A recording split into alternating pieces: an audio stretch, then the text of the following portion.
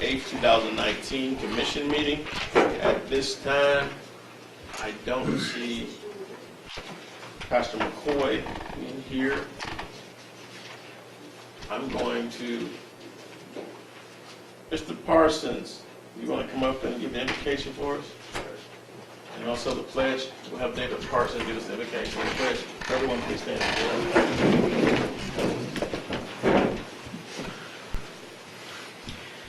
Dear Lord, we thank you for this day. We thank you for having everyone here. We just ask that you keep your hands around the commission and the mayor and just bless them and to continue to do your work. Just keep us all safe and just help us as we go out throughout the week. In your name we pray. Amen. Amen.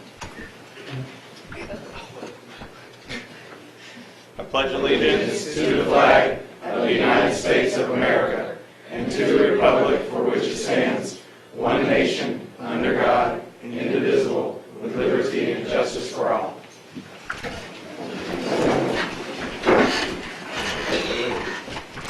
Appreciate it. Thank you, Mr. Parsons. Roll call, please. Mayor Hill. Here. Vice Mayor Brown. Present. Commissioner Borum. Present. Commissioner Campbell. Present. Commissioner McCaskill. Here. All members are present and accounted for, and you have a quorum. Thank you. Has everyone had an opportunity to review the minutes? Motion to approve. Second. The motion is second on the floor. All in favor say aye. Aye. Opposed, motion carries unanimously.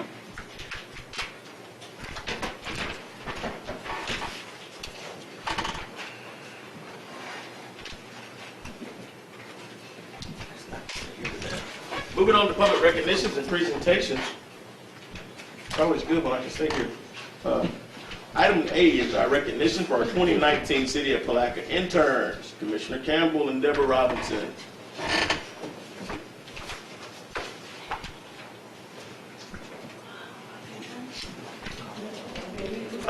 Ms. Ivana Boyd, will you please go forward at this time? Hello, everyone. Ivana Boyd.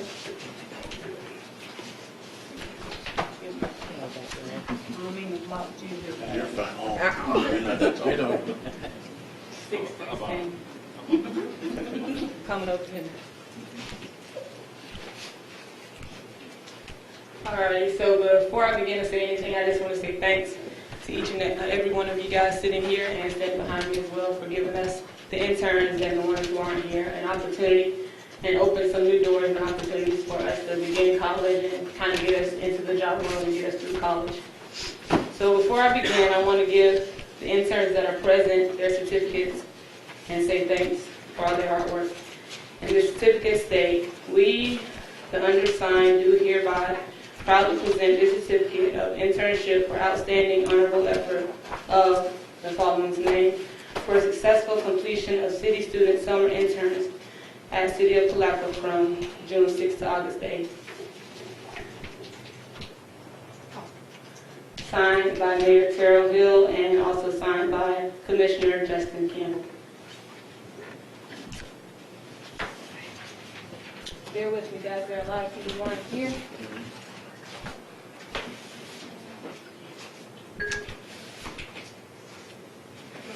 This is Jemiah Moore. Tell us where Jemiah, what grade if she's in college or what? Hi, I'm Jemiah and I am in 11th grade. What school? Oh, Palatka High School. Next we have Dalen Robinson. Thank you. My name is Dalen Robinson and I'm going to the 11th grade and I go to K.R. Roberts.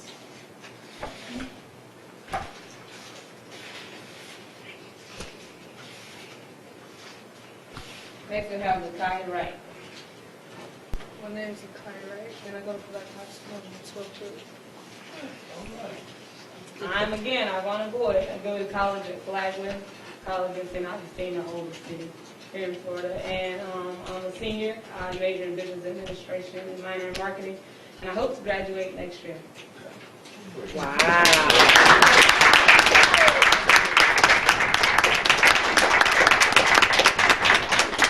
As you can see, Ms. Robinson and myself, we stayed in the back, and we allowed Ivana to do what she did. And so what we've done this year, we actually took a back seat. So Ivana served more as a liaison mentor for our interns this year. She was an intern last year, and when we came up, Captain Williams was like, we need Miss Ivana back, as well as Miss Betsy Jurger saying that we needed Robert back. And so we had 2 alumni members come back and serve. This year, the internship was kind of done a little bit different. We partnered with PAL. If we can get Chief to come up. There was a partnership this year. Most of our interns were placed with our PAL program to serve as mentors in the PAL program and camp counselors in the PAL program. This year we had no problems. Once we really got started, we had no problems with our youth. And that means a lot, to know that we have our students that was pouring back into our future leaders of Putnam County and Palatka. So, Chief, if you don't mind just giving a little spiel as to what they did. So for our interns that was involved with the PAL program, it was a beautiful opportunity to be able to go over to the summer camp each day and watch how they interacted, not only with the youth, the campers, but also with the adult counselor that was there. They took on the opportunity of any challenge for any project. They would go for it. They were energized, usually more energized than I would be, especially dealing with that many kids. They always had a smile on their face, and maybe it was because of me constantly smiling back at them, but it was just wonderful to see the different things that they were doing. They were able to do the snack cart. They ran the snack cart. They also had their own groups of kids, and they monitored their schedules and put their schedules on. They also handled lunch, which is the hot lunch, and went and picked up the hot lunch. Ivana was given congratulations and a number of times on how the lunch was brought in on time. And for a person of my size, that was very important. But just to hear the good things coming back from the community, just to seeing the kids and what they were doing, and how the counselors was involved, and how the junior counselors or the interns were involved with those kids was beautiful. And I was very proud of how it all went on and how smooth it went on this year. We also had Chief Grimes, who had one of our interns as well. Chief Grimes, would you like to say anything? Sure.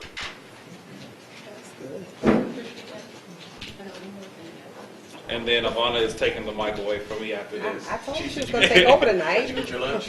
No, I never got invited for lunch, so I'm pretty disappointed.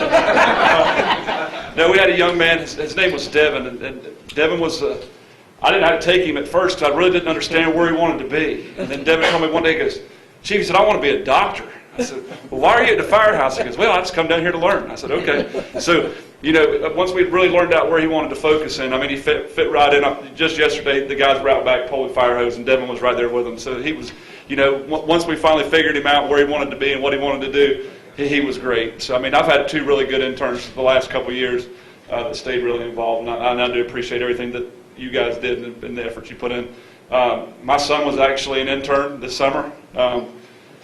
He had a blast. You know, he had a crew of his kids. I mean, they were down at the camp, and he'd come back every day and tell me stories about how they went to the pool and the different stories they did, and the other kids he got to interact with. And he's from the south end of the county, so he, you know, just met a bunch of new people. Really enjoyed the relationships he made this summer. So I'd like to say thank you as well. So.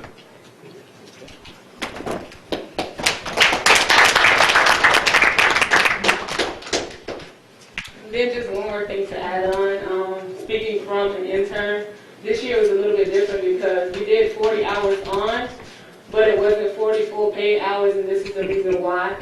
20 of the hours were paid, so we're not just giving them free labor, and then all the other 20 hours were given to them for community service hours.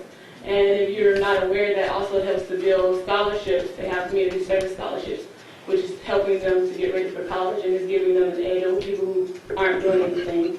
And then I know I talked with the camp coordinator, Vonchelle Alford, and she said some things she looks forward to doing in the future is having the camps for the kids and also for the high schoolers and breaking them away from the kids to go over things like resume building and like helping them get ready for job interviews and like it's just different skills for job interviews. So that's something to look forward to, and we hope to keep growing it. And I know we just kicked off the backpack giveaway, and we had the community come out and give out over 300 or so, more or less, backpacks to the community for free, and also gave them different items such as food, like hot dogs and drinks and stuff. And they just got to interact with all the cops and chiefs and captains. And Commissioner Campbell, he was in his suit giving out backpacks in the hot sun, so that goes to show how nice it was to turn out. But once again, thank you guys on the board, and thank you guys for standing behind me. Thank you. Thank you.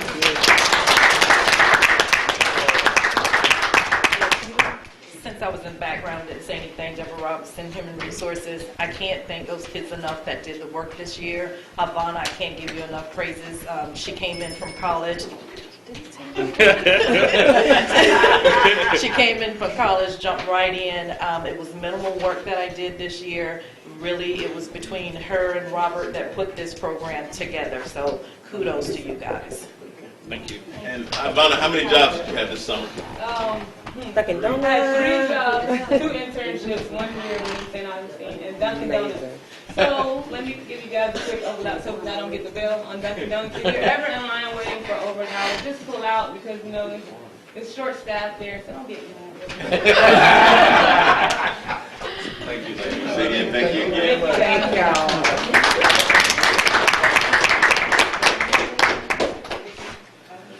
And again, kudos to both Commissioner Campbell and Deborah Robinson for the work that you guys are doing with internships as it continues to grow and we continue to train our youth to be tomorrow's adults. Any comments from the Commission?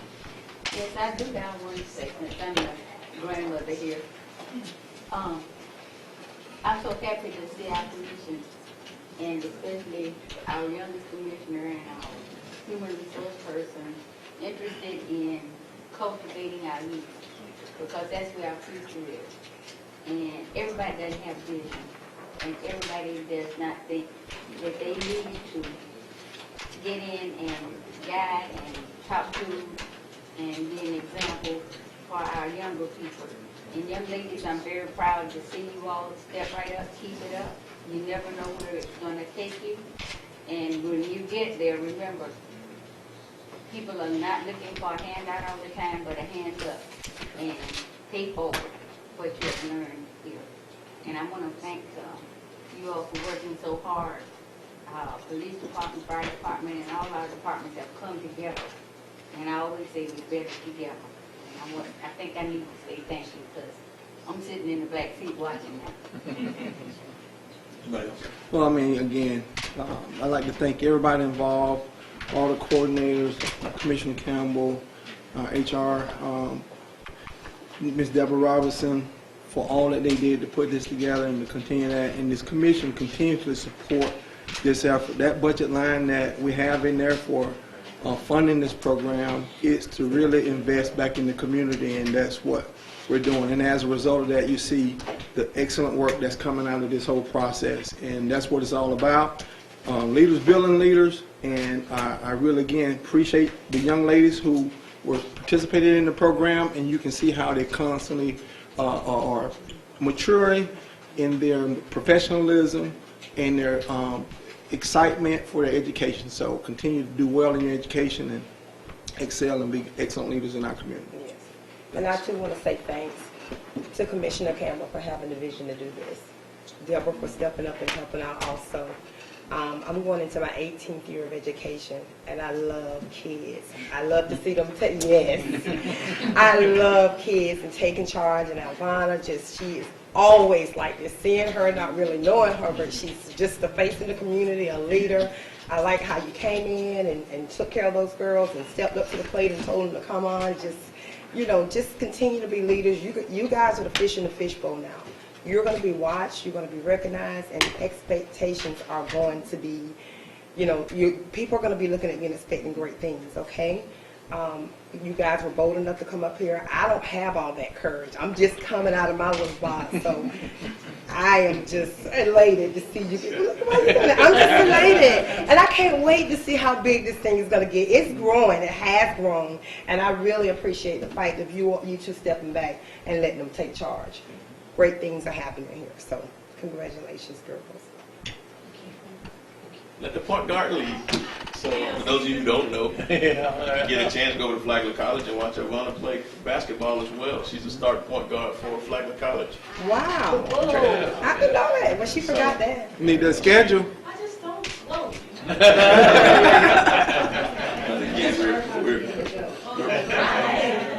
We're proud of all our kids, and we're just elated.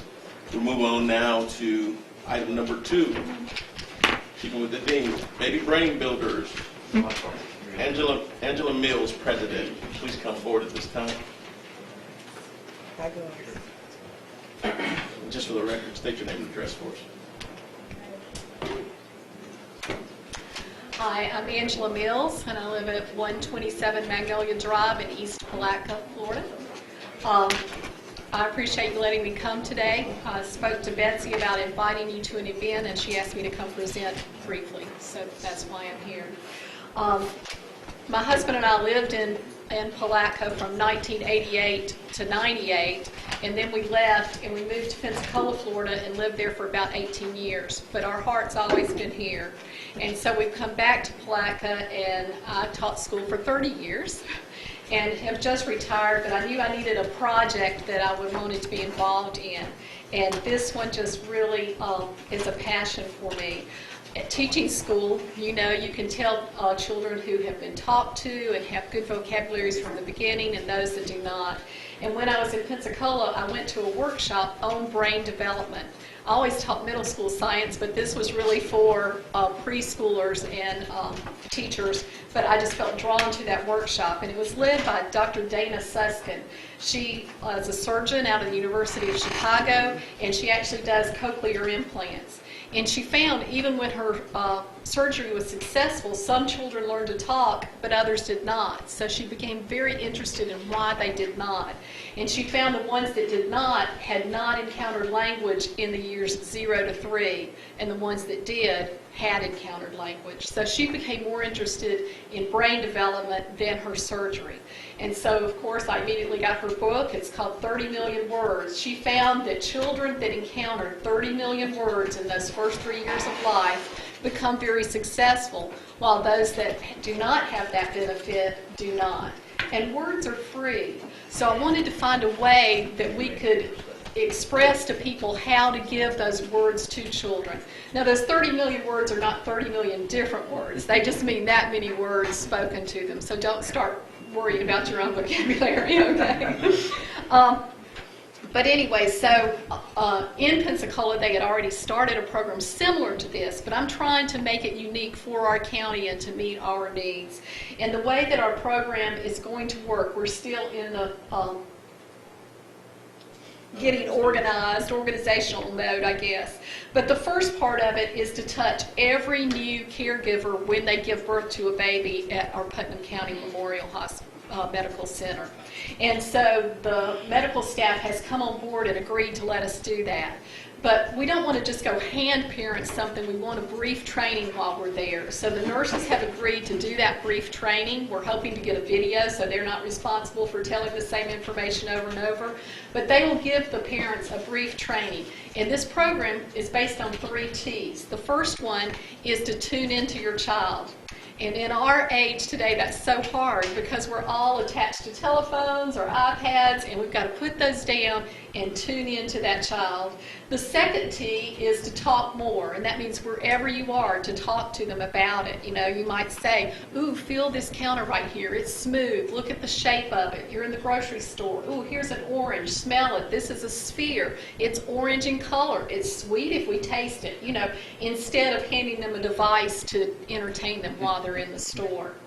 So that is the The first T I said was to tune in. The second one is to talk more. The third T is to take turns. You know, if that child makes noises, you may repeat the exact sound. You may feel silly, but you know, it's a fun thing to do. If nothing else, at least smile at them. You're encouraging that conversation to continue so that they are building their language from a very early age. So that's our first step, and that's the main one. And we're hoping, it's kind of an ambitious goal, but we're hoping to start giving out a bag after they get that training beginning the end of September, by the end of September. That is our goal. We've been getting these things together. Now, in that bag, they will be given a folder. It shows the resources available in Palatka and Putnam County. It will give them guidelines for how much your child should do screens. Now, screen time, the research shows, really up to 2 years should be 0. I know that's ideal and that's difficult in this day and age, but they're finding more and more. PBS just had a special on there. We feel like we're damaging children's brains with this screen time. It's getting where they can't focus in the future. And I'm sorry, I'm probably going too long. I could talk about this forever. Other things in that folder are resources like that the Women's Resource Center is here, that how do you pick out a child care center, that will be listed in there.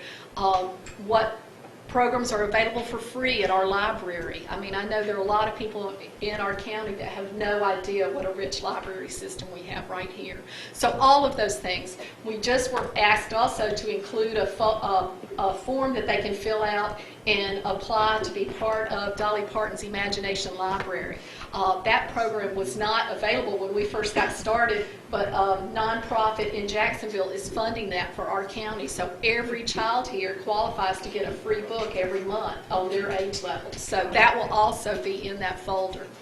Inside the bag, besides the folder, there will be several books. One of the books we've just written is the ABCs of Putnam County. And I don't know if y'all know Jane Crawford, but she was the chairman of that committee. So a good English teacher, we needed her expertise. And then an artist in our community, Susan Eubanks, offered to get artists that she was in a club with to illustrate it. They actually painted pictures. And then those pictures are the ones for the ABCs of Putnam County.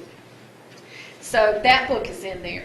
We wanted that book there so that as the children grow up and they look at their book, they go around the community and say, oh, I've seen that before, that's in my book. You know, so they begin to build reading comprehension as well as vocabulary. It starts off like, A is for angels, where burgers are best. B is for bridges that go east or west. So, and then they have a picture of Memorial Bridge, and we have a picture of angels. So those are the kind of things, but they're all over the county. We want the whole county included. I know you guys are in the city, but we want the whole county. The second thing is we want, of course, you can't teach a parent a whole lot while they're captive there in the hospital and just had a new baby. So we will invite them at that time to sign up. We can't get the information from the hospital, but we'll give them a brief survey before they're trained and then afterwards, and on there ask for their contact information, and they'll be invited to attend some further brain building sessions. If they attend those sessions, we have some books that we will give to them also. Also, to make it for our county, when I met with the hospital, they said one thing our county really needs is for parents to realize how dangerous it is to co-sleep, that children are dying with people rolling over on them or they're being injured. And so I visited with the health department and they said, we can fix that for you. They had this little book that's made to read to your child, but the parent learns as they're reading it, and it talks about, I need my own space. I need to sleep where I'm safe and snug and not in the bed with you. And so that book will be in there, and that's, you know, like I said, I'm trying to make it for our county. That is not done in Escambia, but that was something our hospital really wanted. Another book is How to Talk Gently to Your Child, that children are going to get fussy, and especially right around dinner time. I don't know if we used to call that the witching hour at our house. The kids would just go crazy, and so you cook with a child on your hip. And so it talks about how to talk gently to them and not shake them and harm the child. The third thing that we're going to do is try to make our playgrounds learning centers. And thankfully, Rotary of Palatka has taken on a lot of that. And they've got some grants, and they're going to improve our playgrounds, but also make them learning centers. So you might see the steps going up the slide numbered. They might be in different colors. They might have different shapes on them, so that the parents will just kind of automatically think about counting up those steps, or the child at least is seeing that word over and over again. So that's our third step. And so those are things that we're doing. To help us get started, we're having our first public fundraiser, and it's also going to be a reception for Danny Martinez. He actually funded the publishing of the ABCs of Putnam County for us. And so that's going to be on August 22nd at the Larimer Arts Center from 5:30 to 7:30. And I have an invitation for each of you guys, if you'll take one and pass them down. And so we would love for you to come. Like I said, we're going to recognize him there, but to make it a fundraiser, the artists who did the paintings for us have actually donated all of their canvases, and we're going to auction them off that night. So we'd love for you to come. You'll learn a little bit more about our organization and hopefully help us become more successful through this. We'd also love for any of you to participate that would be interested. We're going to need a lot of people to help with these training sessions, and there'll be a lot more going on as time goes on. Okay, any questions? Got to tell them how to donate. And You your can- contact information. Yes, I'm sorry, it's not on the invitation. I would love for you to like us on Facebook. We do have a Facebook page. If you're interested in contacting me or anyone in our organization, it's babybrainbuildersinc@gmail.com. There are no periods or anything in that, just babybrainbuildersinc@gmail.com. And your Facebook handle or name is It what? is Baby Brain Builders Incorporated. Yes, thank you. Okay. And I'm Angela Mills. You can donate that night by cash or check. We're not going to have a square or anything there for you. We don't want to have those charges, okay? But we'd love for you to come then. Okay? Okay. Thank you very much. All right, thank you. Can I say one thing? I know I'm taking your time, but No, you're good. some months ago, actually, I had the occasion to listen to someone in the Department of Education who coined a phrase or repeated a phrase that is so simple and makes you feel a little foolish for not thinking of it before he said it. But he was explaining to us the educational system and how we find ourselves behind in a county with graduation rates and things. And he said that for the first 3 grades of education, of a kid's education, they learn to read. And for the rest of their life, they read to learn. And if you think about that, it's just so profound in that any of you that ever have tried to do anything from putting together a model airplane to whatever, if you can't read and understand and comprehend, you're lost. And we lose them by the 3rd grade, or the 4th grade, I guess, by the 4th grade. He said they never catch up. So as we try to build Putnam County and build its graduation rates and its educational system and its quality of life, I think it's just great that Ms. Mills, people like you, are willing to volunteer their time to do whatever you can to try to stimulate that sort of thing. I know it's not directly related to what you're doing, but it kind of is. It is. It is. One thing I forgot to mention is from 0 to 3, 85% of the neurons in your brain are developed. 85%. Now, you can still develop your brain, obviously, after that, and those neurons develop, but 85%. So you've got the most neuroplasticity. That means you can learn more easily from 0 to 3 than any other time in your life. So if we miss that 0 to 3 time, we've missed a huge opportunity to help that child. So I just want us to help our babies, that's all. And the program in Pensacola, that was one of the Studer Institute worked with. Yes, with Quinn Studer. And so Quinn talked a lot about that. Yes, he got Dr. Sussman to come. Yes. Yes. That's what drew me to it. I knew if he was doing it, it was going to be quality. Again, thank you very much. Any other comments? Seeing now, we'll move. Thank you again, Ms. Mills. Sure. Thank you for letting me come. Moving on to the Occupation of Palatka Living History event. Robert Matson, reenactor. Welcome, Mr. Matson. Yes, thanks for having me. I'm Rob Matson. I live at 121 Palm Trail in East Palatka. And I'm one of the co-organizers of our local Civil War living history event, the Occupation of Palatka, and I wanted to give you a brief update on what's going on. So our event is rooted in an actual historical event. After the Union Army force was defeated at the Battle of Olustee out near Lake City in February of 1864, the Union military leadership decided to reinforce the positions, the territory that the Union held in northeast Florida. And so Barton's New York Brigade was brought up by the Union Navy from Jacksonville up the St. Johns River and landed here at Palatka in March of 1864. So that's kind of the event that we recall. This is what we call a living history, in that we've got period camps and folks in period dress and all, but we don't reenact any kind of battle or skirmish. We just kind of show folks what it was like during this period. This is the 9th year of the event, and kind of the centerpiece is the Bronson Mulholland House, which, as you know, is an antebellum house constructed before the war, and it was a witness to the actual Occupation of Palatka event. I think our event is unique of the events in Florida because the stage, the setting, is not a battlefield, it's the town of Palatka, which is where this occurred. Last year we had, I think, some of our best participation by the various reenactor and living history groups. These were the military units that were involved. We portray Union Army, Union Navy. We did have some Confederate folks there this year. And then also, the civilian element is very important. We have a number of civilian groups involved because that's part of the story that we try to tell. You know, when you think of the Civil War, you think of the generals and the battles and the fighting men and all, but what about the wives and the mothers and the sisters and the daughters that were left behind, you know, and had to try to make do, particularly with the Union Navy blockade. So that's kind of the story we tell, part of the story we tell.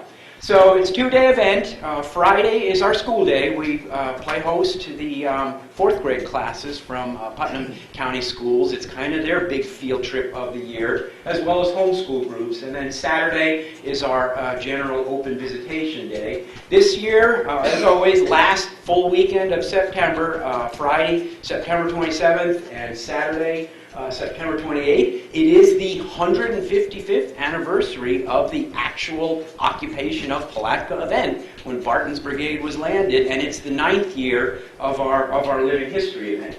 And so with that, I want to thank you for your attention and for your help and support of this event. The city and the Putnam County Historical Society has been important, and the Van Rensburgs. Thank you very much for your presentation and for your efforts. Let's give them a round of applause. Any questions?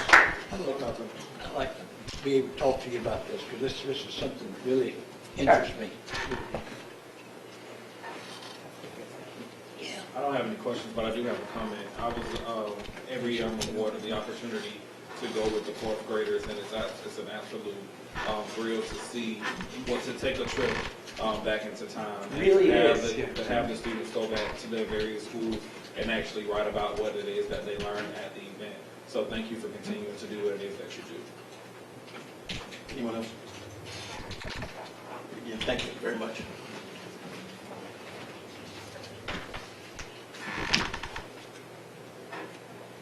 Moving on, Chief Grimes, you come up and tell us a little bit about your last trip. Not East Palatka now. The other day I was speaking with the mayor and some of the interns over at the city, and he asked me if I'd come up and speak about the last journey I just went on. My wife and my son and I just returned back from Guatemala. We had a great time. We ended up building 2 houses, what they would consider houses. It was a 12 by 16 metal shed, but the really cool thing is you see them people that don't have much of anything, and you thought you gave them a Beverly Hills mansion. There was no indoor plumbing. There was no power. The lady and her 4 kids at the first house we built, we had to carry the building materials down. I had to step sideways. And her and her 4 kids dug the side of a mountain out in order for us to put this house on by hand. So they were really grateful for the, the efforts that we had put in. And we helped a couple families along the way. We did 25 water treatment apparatus for people. That was very simple. I spent 20 years in water treatment, and I got down there and said, man, this was simple. I mean, we did it with a 5-gallon bucket, some hose, and a filter, and I mean, it really cleaned the water up. They said you could actually literally take the water out of a creek, treat it, and these people could actually use it again. So it was a really, really cool thing that we were able to go out to people's houses and talk to them and put these things in place for them. The one I have to speak about Sunday, I didn't even know I was going, but I ended up at a place where they built wheelchairs for kids. And I looked across there, I saw my brother, because I have a brother that's been in a wheelchair since he was born. And, you know, we actually had the ability to help those parents out because they came in there with a 9-year-old strapped on their back because they didn't have a wheelchair, they didn't have access to them. The lady had ridden 4 hours into town that day to get this chair, so it was really kind of cool. And I said, I got to know, I said, how much are these chairs? And they said, $275. In 1995, we paid $16,000 for my brother's first chair. And so, I mean, it was really heart-touching to be able to see the joy that these parents had got from, you know, for me, something that was just so simple. I mean, I grew up, my brother had a chair, but they never had it, so it was really cool. We taught people how to garden, because some of the inner city places where they were, they had no green space, so we were able to build like pallet gardens and teach the people how to raise their own food. They could sell their surplus. We had a lady, we built a pallet garden in her house, and she was selling tortillas for 1 casala, which is 13 American cents, and you could get a whole stack of tortillas. And while we were working for her, she sent her kids to the store and bought us water, which I thought was a really cool gesture. You know, it's like we're here sitting here working for her. She's working so hard to make $1, and she gave it back to us. So, I mean, we had a whole lot of really touching things that we did when we were there. It was a great trip. It was really humbling to take a 16-year-old child down there because when we got back, he goes, man, we got it good. You know, the last day we were there, we went out and we sat with some kids, and I almost looked at it like the north side of Palatka, where there's just a bunch of kids in a generalized neighborhood. And there's 244 kids in about that geographic area. Those kids came to that place, it was a community center, kind of like the Family Life Center that's up on the north side. And these kids would come there to play. It was a safe place for them kids to come in and play for the day. And we organized to feed 244 kids, and they did a great job because these ladies had that thing down to a science. They did it in 30 minutes, you know. And then we got to sing with the kids and have a good time. And when we got ready to leave, I got one of the counselors, and I gave him some money. I said, go buy me as much candy as you can find, because, I mean, these kids need, you know, something. So he came back, and we gave him oranges, a pack of cookies, and some candy. I never had one kid go, oh, I want that one, like we would get here. You know, they took their pieces of candy, and the only thing they did was run, because, I mean, the only thing you seen was candy wrappers flying. You know, they were just tickled to death to have so little. So, I mean, it was just a really cool experience to go. So, I mean, I really did enjoy my trip. I told them, I said, I'm ready to go next year. I said, the only thing I would request would be less downtime, because I didn't realize they're not used to people coming down there with construction experience. They're used to people coming down there that just, so me and the guys I was with, we built these houses in 2 hours. So they're like, what are we going to do for the rest of the day? Because, I mean, we had construction knowledge, but it was really cool just to sit there and talk to families about, you know, but those folks were just so happy. That was what amazed me, is they had so little, yet they were just so happy. And it was just a really cool, humbling trip to go on. So had a great time. So I was glad to be home, you know, because one of my buddies says to me, he goes, when are you coming back? I said, I'm supposed to be back on Saturday. He goes, how long is it before I have to send my people down to get you? I said, well, I said, I'll be all right. And for 1 minute, I was never nervous. I was never scared. You know, we were there for the celebration. They have a big celebration for the birth of their city. It was one of their big things. It was like a 4th of July fireworks show. I mean, they were carrying mortars in the street in a 2-inch piece of pipe. They're just lighting them off, and the guys carried a box of mortars, and the other guys got a piece of pipe, and they're just, you know, but it was just, their celebration was great, you know, and then they had huge pride in their town that they were in. Not good for fire marshal. No, it wasn't. It was not good for the fire marshal. I was sitting down there in the hotel room, and I was like, when we looked at it, I was like, man, this hotel's kind of little shoddy on the outside. And I walked in and we got there and there was no air conditioning. I'm like, oh, geez. I was like, this is not good. There was no television. I literally walked into a room. It was 3 beds and a bathroom. And I was like, and I looked out because we had like a window that come out of our hotel room. And I looked out and I go, they just locked us in here. I mean, like behind like a prison door. I'm like, there's no push hardware to get me out front. I'm like, for fire code, this is terrible. But I was like, this is the way these folks live. But I mean, it was great. I mean, I had a great time and really enjoyed serving other folks. So, but thank you for giving me a few minutes to talk about it. Ma'am? We went with 15 people from our church. The original idea was my son's idea, which I was super tickled with. He come back, we went to church, and he says, I'm going on that trip. I said, oh, are you? He goes, yeah. He says, I'll do whatever I got to do. He said, I need to go. I said, okay. He says, I'll work. He said, I'll cash in every dollar I got.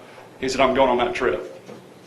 And if I could just tell you the story of how I got there. I said, he couldn't go because he was only 16. So my wife says, well, I got to go. I was like, golly, I said, how much is this going to cost? It was $1,700 a person. And I said, how money? $1,700 each. And I said, water treatment, that's my sign to go. I said, because that's what I did. And I said, well, I'm going too. And the first day come along, they said, it's time for the down payment. It was $2,100. I was like, man, this is not good. I was like, then the guy told me, he said, you just got to have faith. I said, okay. I wrote him a check on Sunday. I had all my money back by Thursday from people that had walked up to me and said, here's $100. Here's $500. It did not cost me 1 penny to go to Guatemala. Not 1 cent. I mean, the Lord provided to me, I can get in trouble for saying this, but it provided a trip for me and my family to go there and serve. We did not pay 1 penny. And I worked for a guy when I'm on my weekends off, and he says to me, he goes, you don't need to spend your own money in Guatemala. I was like, what are you talking about? And he walks up and gave me an envelope. Gave me $1,000 spending money to go to Guatemala. So it was just an amazing trip. And, I put my faith where it needed to go, and we had a great trip. So.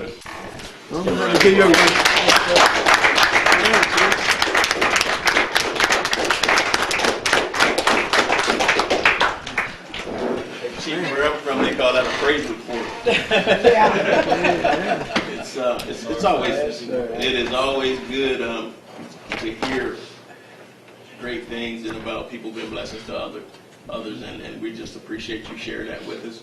When I heard the story, it was something I knew had to be shared with this entire community, because just from the way you got there until the things that happened while you were there, it was already ordained and orchestrated for you to do just what was happening. And so I'm just glad you got that experience and you were able to really be a blessing to those people. Anybody else? I wasn't going to say anything, but I have to. The joy that he has, I know how it feels firsthand. I had the opportunity to go to Talamanca, Costa Rica, and do the same thing as far as a mission trip, and we were able to build a school. And the joy that you have to see how people are so grateful for something that we take for granted. I know we went to a church service, and the church service was literally in a shed. However, that was probably one of the most spiritual, most pure, most just connected opportunities that I've ever experienced. And then, it's just one of those things that if you've ever had the opportunity, or if you have the opportunity to go on a true mission trip, I would tell you to truly take advantage of it, because it will truly change your heart, and it will truly change your mind, and it will make you more grateful to come back to a community like ours. Again, I'd like to thank the Chief for his work, both domestic and abroad. And again, Guatemala, he went to Guatemala.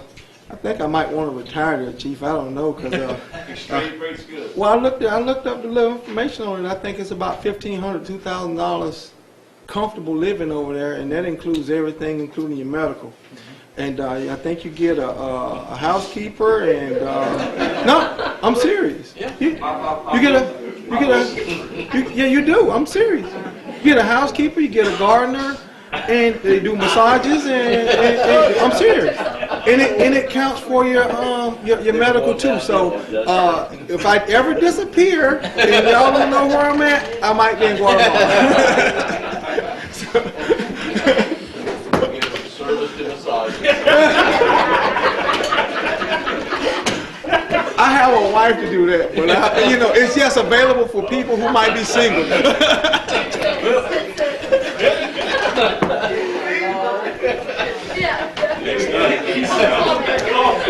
we edit that part out of the video? Moving the agenda. This time, I'd like to ask Dean Mills to come up front, please. Let's put you on the spot, Dean. Come on. This is our new Steve, for somebody, a new Steve for the last 14 months or so, but this is Dean Mims, and he's our interim planning and zoning director, coordinator, whatever you want to call him, but as long as you call him once a week for pay, that's what he does. But Dean has worked with the city of Gainesville and other places, and got lots of experience, and the few days he's been here, he's really, we're looking at ordinances and things that we will have to come back up and change some things to bring us up to date in some of the codes we've got that he's already found. But I just wanted everybody to understand that Dean Mills is here if you need permits and I don't know what all you do. I haven't been here long enough really to find out what you do yet. I'm still trying to figure that out. But anyhow, I do return phone calls. We welcome you, Dean, to here, and I want to make sure everybody on council knew who you were and the audience also. So. Well, I really appreciate that. That's a tough act to follow with Chief Grimes and stories about Guatemala. Oh, yeah. I have been there for some language classes, but it's quite a place, Guatemala. The people, there's a lot of heart there, and it's a lot more than things you read in the newspaper. That was a really nice story. That was really quite touching. I've been a city planner in Florida for over 31 years. I retired from the city of Gainesville after 21. I've lived and worked in South Florida, and it's been an interesting ride in anything from metropolitan-Dade County to the city of South Miami to the city of Gainesville, now to the city of Palatka. I felt extremely welcome here. It's different to be, it's nice to be in such a small, welcoming community. I felt welcomed by staff, commissioners, and the people I've met in the community. So I want to make myself, continue to make myself welcome, and I really appreciate the opportunity to be here. Thank you. Thank you, Dean. Thank you. Welcome. Thank you. Moving on to item 2 of the agenda, which is our public comments. Public comments will be limited to 3 minutes. No action will be taken on topics of discussion. Is there anyone here for public comment? Seeing no one, we'll close public comment. Moving on to item 3 of the agenda, which is our consent agenda, which has items A through J. Are there any items on the consent agenda that you wish to have removed? B. Are there any other items besides item B? I make a motion that we accept the items excluding item B for discussion. There's a motion on the floor in a second. Is there any further discussion? Questions called. All in favor say aye. Opposed, motion carries unanimously. I want to take 2 items out of order. Got some folks who need to get out of town. I want to move up Fred Fox, item number 6, public hearing, Florida DEO 2019 CDBG, Disaster Recovery Initiative DRI program, Fred Fox Enterprises. Item A is the resolution. B was pulled. You got the rest. I'm sorry, give me a second, Mr. Fox. Item B has been pulled. Item B is adopt resolution 2019 R83, authorize execution of FDEP consent order 19-0214 for RC Willis Water Treatment Plant. Mr. Griffin, for same response. This is a continuation of the existing consent order. Everything is going well with DEP and rural water. They want to continue this consent order and not looking for any other punitive damages. They're just waiting on the running averages of 4 sampling locations throughout the city to come down within the acceptable range for THMs and halocetic acids. We did get some promising news last week. We cleaned out the flock tank at the plant, removed some sediment from the old treatment process. We're waiting for the entire city system to turn over in about 2 weeks, and we'll be taking some additional testing to see where the THMs and the HAA5s are. Are we trending down? We are trending down, sir, yes. And replacement of the distribution system and removal of the redundant lines is helping. Any further questions? That's Is there a motion? motion to approve. Motion on the floor and second. Is there any further discussion? Seeing none, questions called, all in favor say aye. Aye. Opposed, motion carries unanimously. Now, Mr. Fox. Moving on, item A is a resolution authorizing submission of an application for funding through 2019 CDBG Disaster Recovery Initiative Program to DEO for funding allocated for Hurricane Irma. In the middle of July, DEO announced a cycle specifically for infrastructure improvements related to Hurricane Irma. This is a very quick cycle. The cycle opened Monday of last week. It closes on the 30th of this month.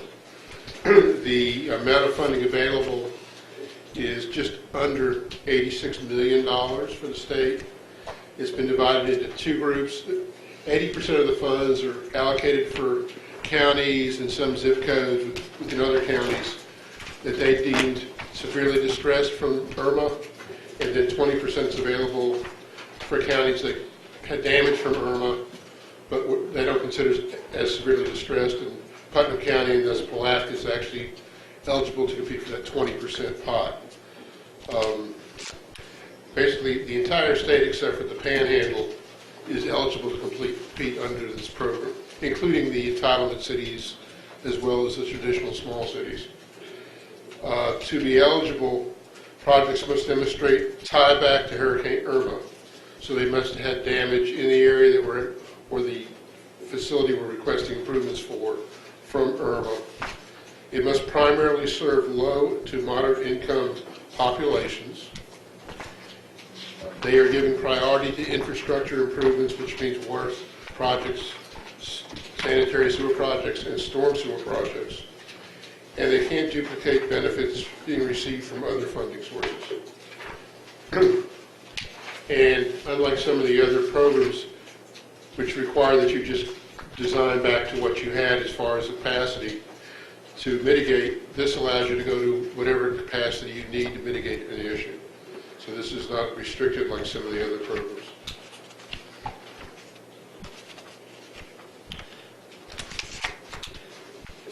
And as eligibility criteria, the project must meet CDBG-DR national objectives, and the primary one is that you must provide benefit minimally to at least 51% low moderate income people.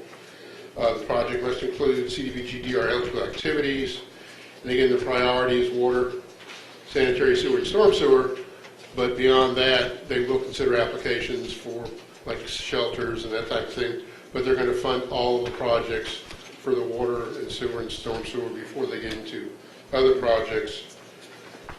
And again, it must address an unmet need tied to Irma. The point structure is there's a total of 115 points.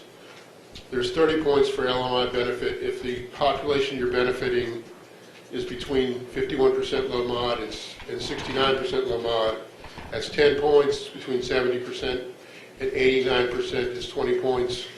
And 90% and above low mod is 30 points. If we had project readiness, i.e. plans and specs ready to bid, that's 25 points. The management capacity of the staff you have and the people you're working with is 15 points. Having a citizens advisory task force meeting, which we had last Friday, is 10 points. The nature of the project is 10 points, i.e. water and sewer and storm sewer getting priority. The fact that you're a ready community is 5 points, and areas that are basically rural areas of critical state concern, which are mostly the swamps, are another 5 points. And the impact of the project on the thing you're trying to mitigate is 15 points. So that's in its total of 115 points. The process is holding an advertised CATF meeting, which again we did last Friday, holding an advertised public hearing in front of City Commission right now. Y'all passing a resolution if you choose to do so to submit an application. And then we'll put a notice in the local newspaper shortly after this meeting giving details of the project, which we're still developing. I don't think we have a budget yet. Jonathan just gave us the areas that he's looking at this morning. So we'll be going out there banging on doors doing the field surveys. And then we'll put that notice in, and people have 10 days to come back to us and say we think it's a good project, we have an issue with the project for whatever reason. And again, the whole thing culminates, except for the 10 days can go past the application deadline, which is August 30th. With that, I'll answer any questions you have as to how the program works. And then if you don't have any more, then Jonathan can go into the details of what the city's looking at doing. Any questions on the program? Thank you, Mr. Fox. Mr. Griffin. To begin, as a follow-up to Irma, a lot of our damage was addressed by FEMA and state funding, and we are wrapping up those projects now and getting obligations from the state on those funds. We looked at some areas that we have repeat flooding. We tried, and we sent a lot of questions to the state to see if inflow and infiltration from the storm into the sanitary system would be acceptable. Unfortunately, it was not. That's one of the biggest problems that we face on a repeat basis when we have these storms. So we fell back to project number 2, which is some multiple localized flooding in areas throughout the city, specifically North 13th and North 14th Street around Eagle and Bronson. Curl Avenue and Mosley on the north side of the intersection. We addressed the south side about 7-8 years ago. We're also looking at the intersection of Gulf and Mosley. We have a problem there we'd like to address. And was it River and Laurel? We addressed the east side of the intersection some years back with a couple projects, but we still have some issues on the west side of the intersection. So those are the project areas that we are proposing. Are there any questions? Any questions? Mr. Fox? Yeah, let me just say again, Jonathan just gave us those areas this morning. As far as defining them, if any of them individually are not 51% low moderate income, we would have to pull them out of the equation. Right. Thank you. Will you read the caption for us, Ms. Reader? A resolution of the City Commission of the City of Palatka, Florida, authorizing the submission of an application for funding through the 2019 Community Development Block Grant Disaster Recovery Initiative, CDBG-BRI program. Said application to be submitted to the Florida Department of Economic Opportunity for the funding allocated for Hurricane Irma. So moved. There's a motion on the floor in a second. We'll now open the floor for public hearing. Is there anyone here for public hearing?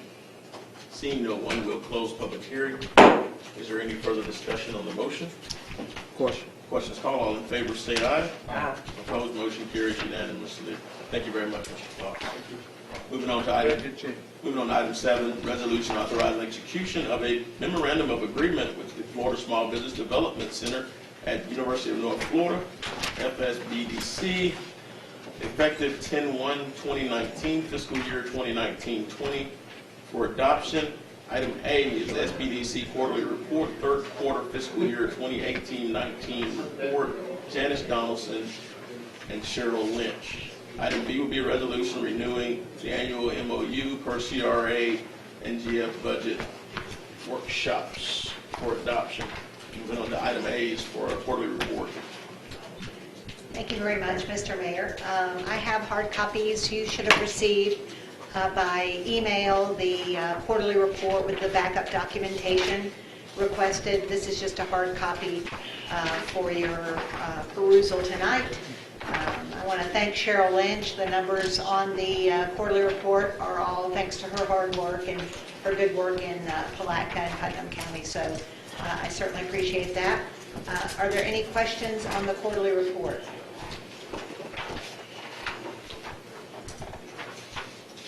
Okay. Hearing none, I also brought a copy of our regional 2018 prosperity report. And this is for our entire 18-county area, which includes Putnam County.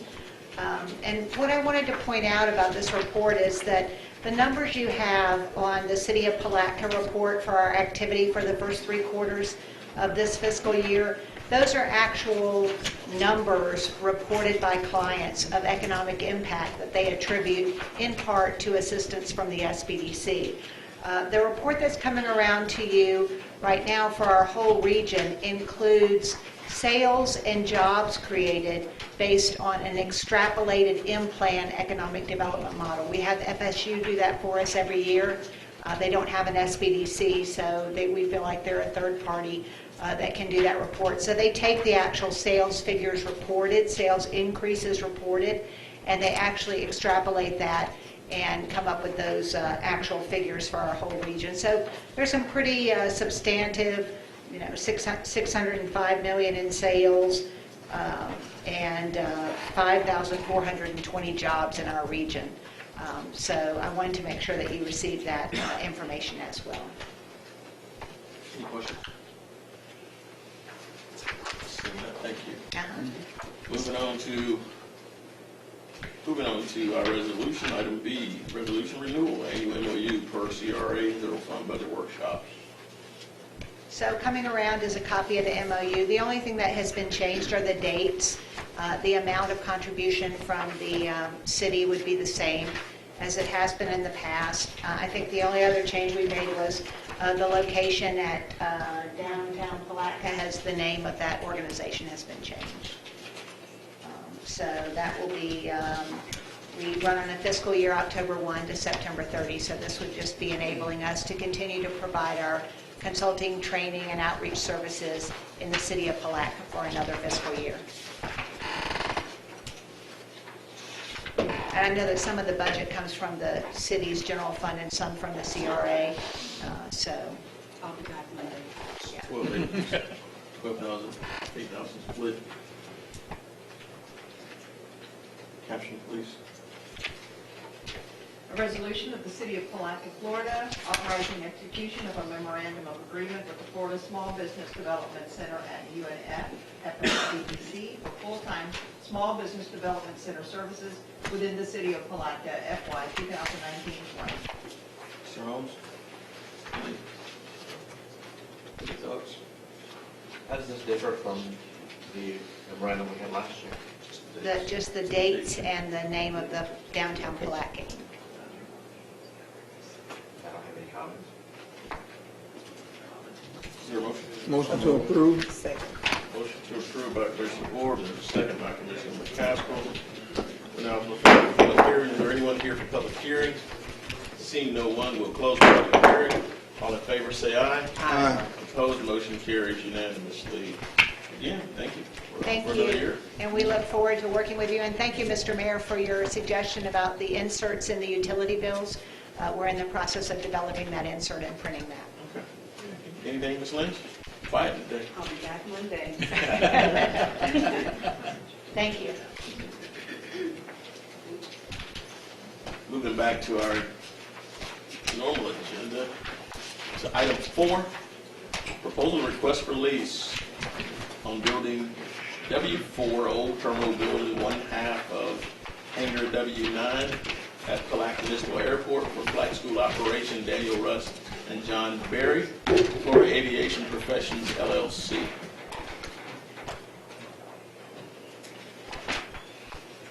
I appreciate your time. Thank you. Please state your name for the record, name and address for the record. Certainly, I'm Daniel Rust at 462 Sevilla Drive in St. Augustine. John Berry unfortunately could not be here tonight. He had to have a surgery, so he had to take an evening off just to recover and rest. But we're here to ask for a little bit of help from the city of Palatka in starting our flight school. It's been a dream of mine and John Berry's for quite a long time, and we're almost there. However, we just need a little bit of help from you guys to get started. We've already invested several $1,000s in aircraft, brought them to the airport, and in the process of upgrading them so that we can have the most modern equipment for our students and to help them learn in the safest and most appropriate way. For the building and the hangar, we'd like to ask for a 50% rent concession for the first 6 months of rent, and then resuming normal rent thereon.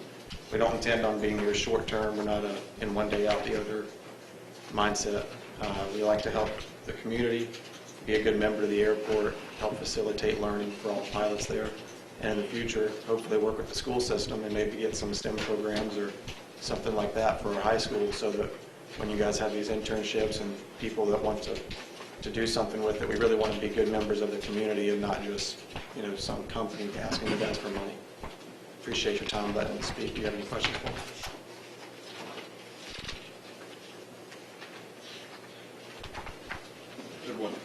Does anyone have any questions?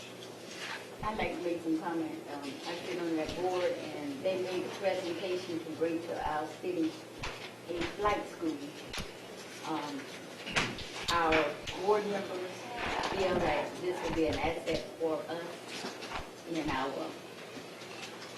county and in our city, and they were interested in having them let them have a part of it and work towards it developing into a great thing that it could be to help us in growth in our city.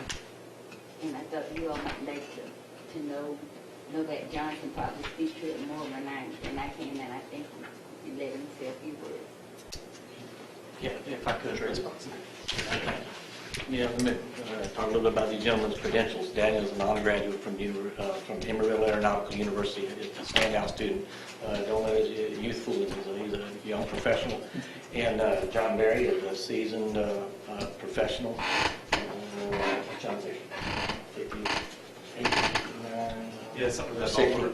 But John is a former licensed low-altitude certified stunt pilot that was allowed to perform at air shows, and was a member of a 4-ship aerial demonstration team. Years of experience? Oh, I think he's got about 26 years of experience. 26 years of experience. These gentlemen have been around aviation. They know aviation. I taught aviation for 10 years. And I've done some math, and yes, I'm requesting some tests with rent. But the money they will bring to the school and the rent concessions, when you add them up, comes down to about $3,900.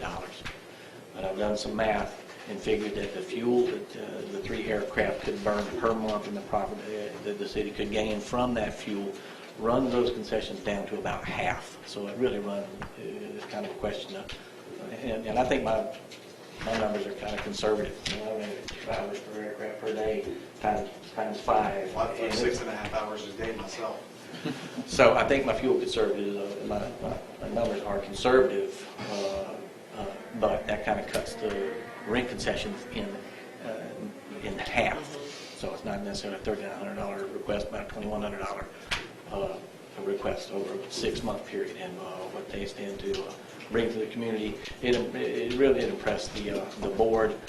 You may have seen a point paper of things they want to bring to the community, and they just got the full support of the board, and my 10 years of teaching, and what I'm seeing in Daniel, and the enthusiasm of John, I think is well worth what they're asking for. Well, I think it's a good opportunity for the city to at least partner with someone who's interested in at least bringing that flight school here. I think it'll be really good for us here in Palatka and Putnam County. And again, if they're purchasing the fuel from us, I think that's a big help.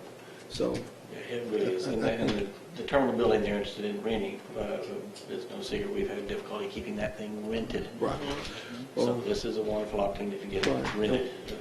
Yeah, with the understanding that they want to just get that small, I guess, assistance for that period of time and move into the normal, I guess, cost of leasing or whatever. So I kind of support that. I've got a question.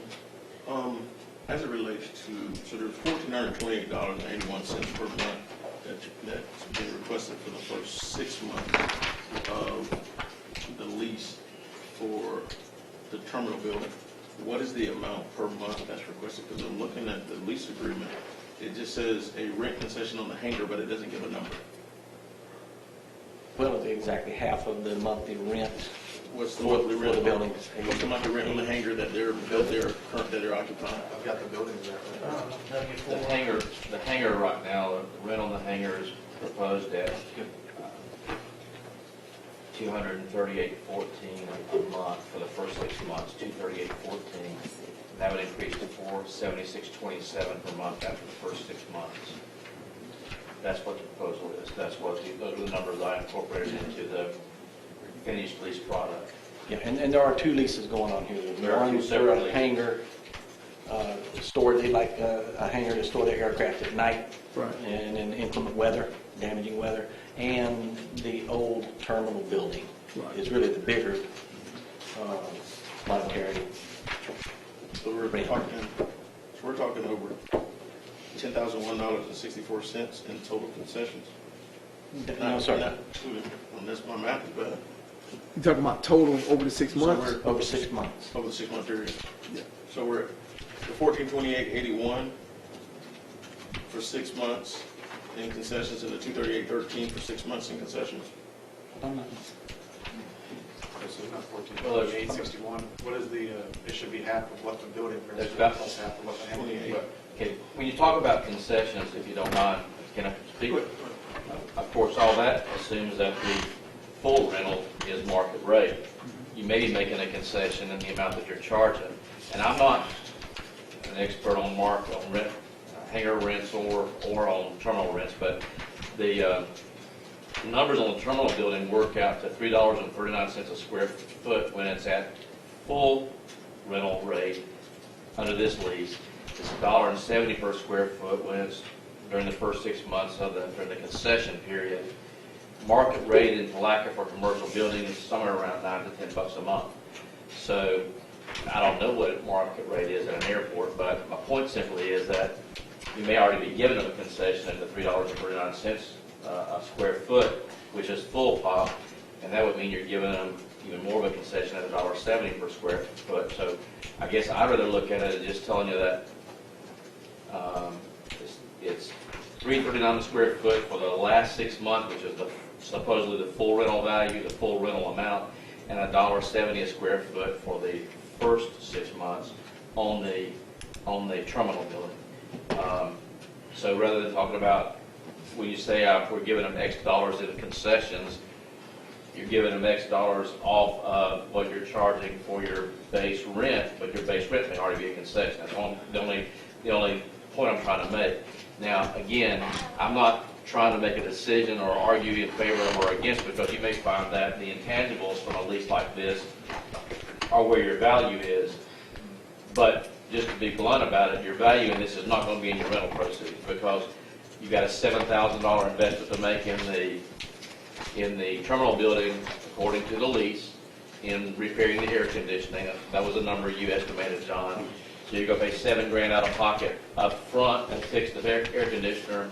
You're going to get back if you don't have other repairs, and your lease requires you to basically foot the bill for all the major repairs during the term of the lease too. So my point simply is understand that if this is a positive cash flow item, it's a very negligible one. And it may be a negative cash flow item if you have repairs, because you're going to start out of the block with a $7,000 out of pocket on the terminal, and then your rent is what it is. I did have a question on the hangar rent, John. My question was, are they going to pay all the utilities on the hangar, even though they're only occupying half the building? Yes. Okay, so who's occupying the rest of that building? Yeah, the other half has a MiG-21 in pieces, a Russian fighter jet that is being stored by a gentleman up in Jacksonville.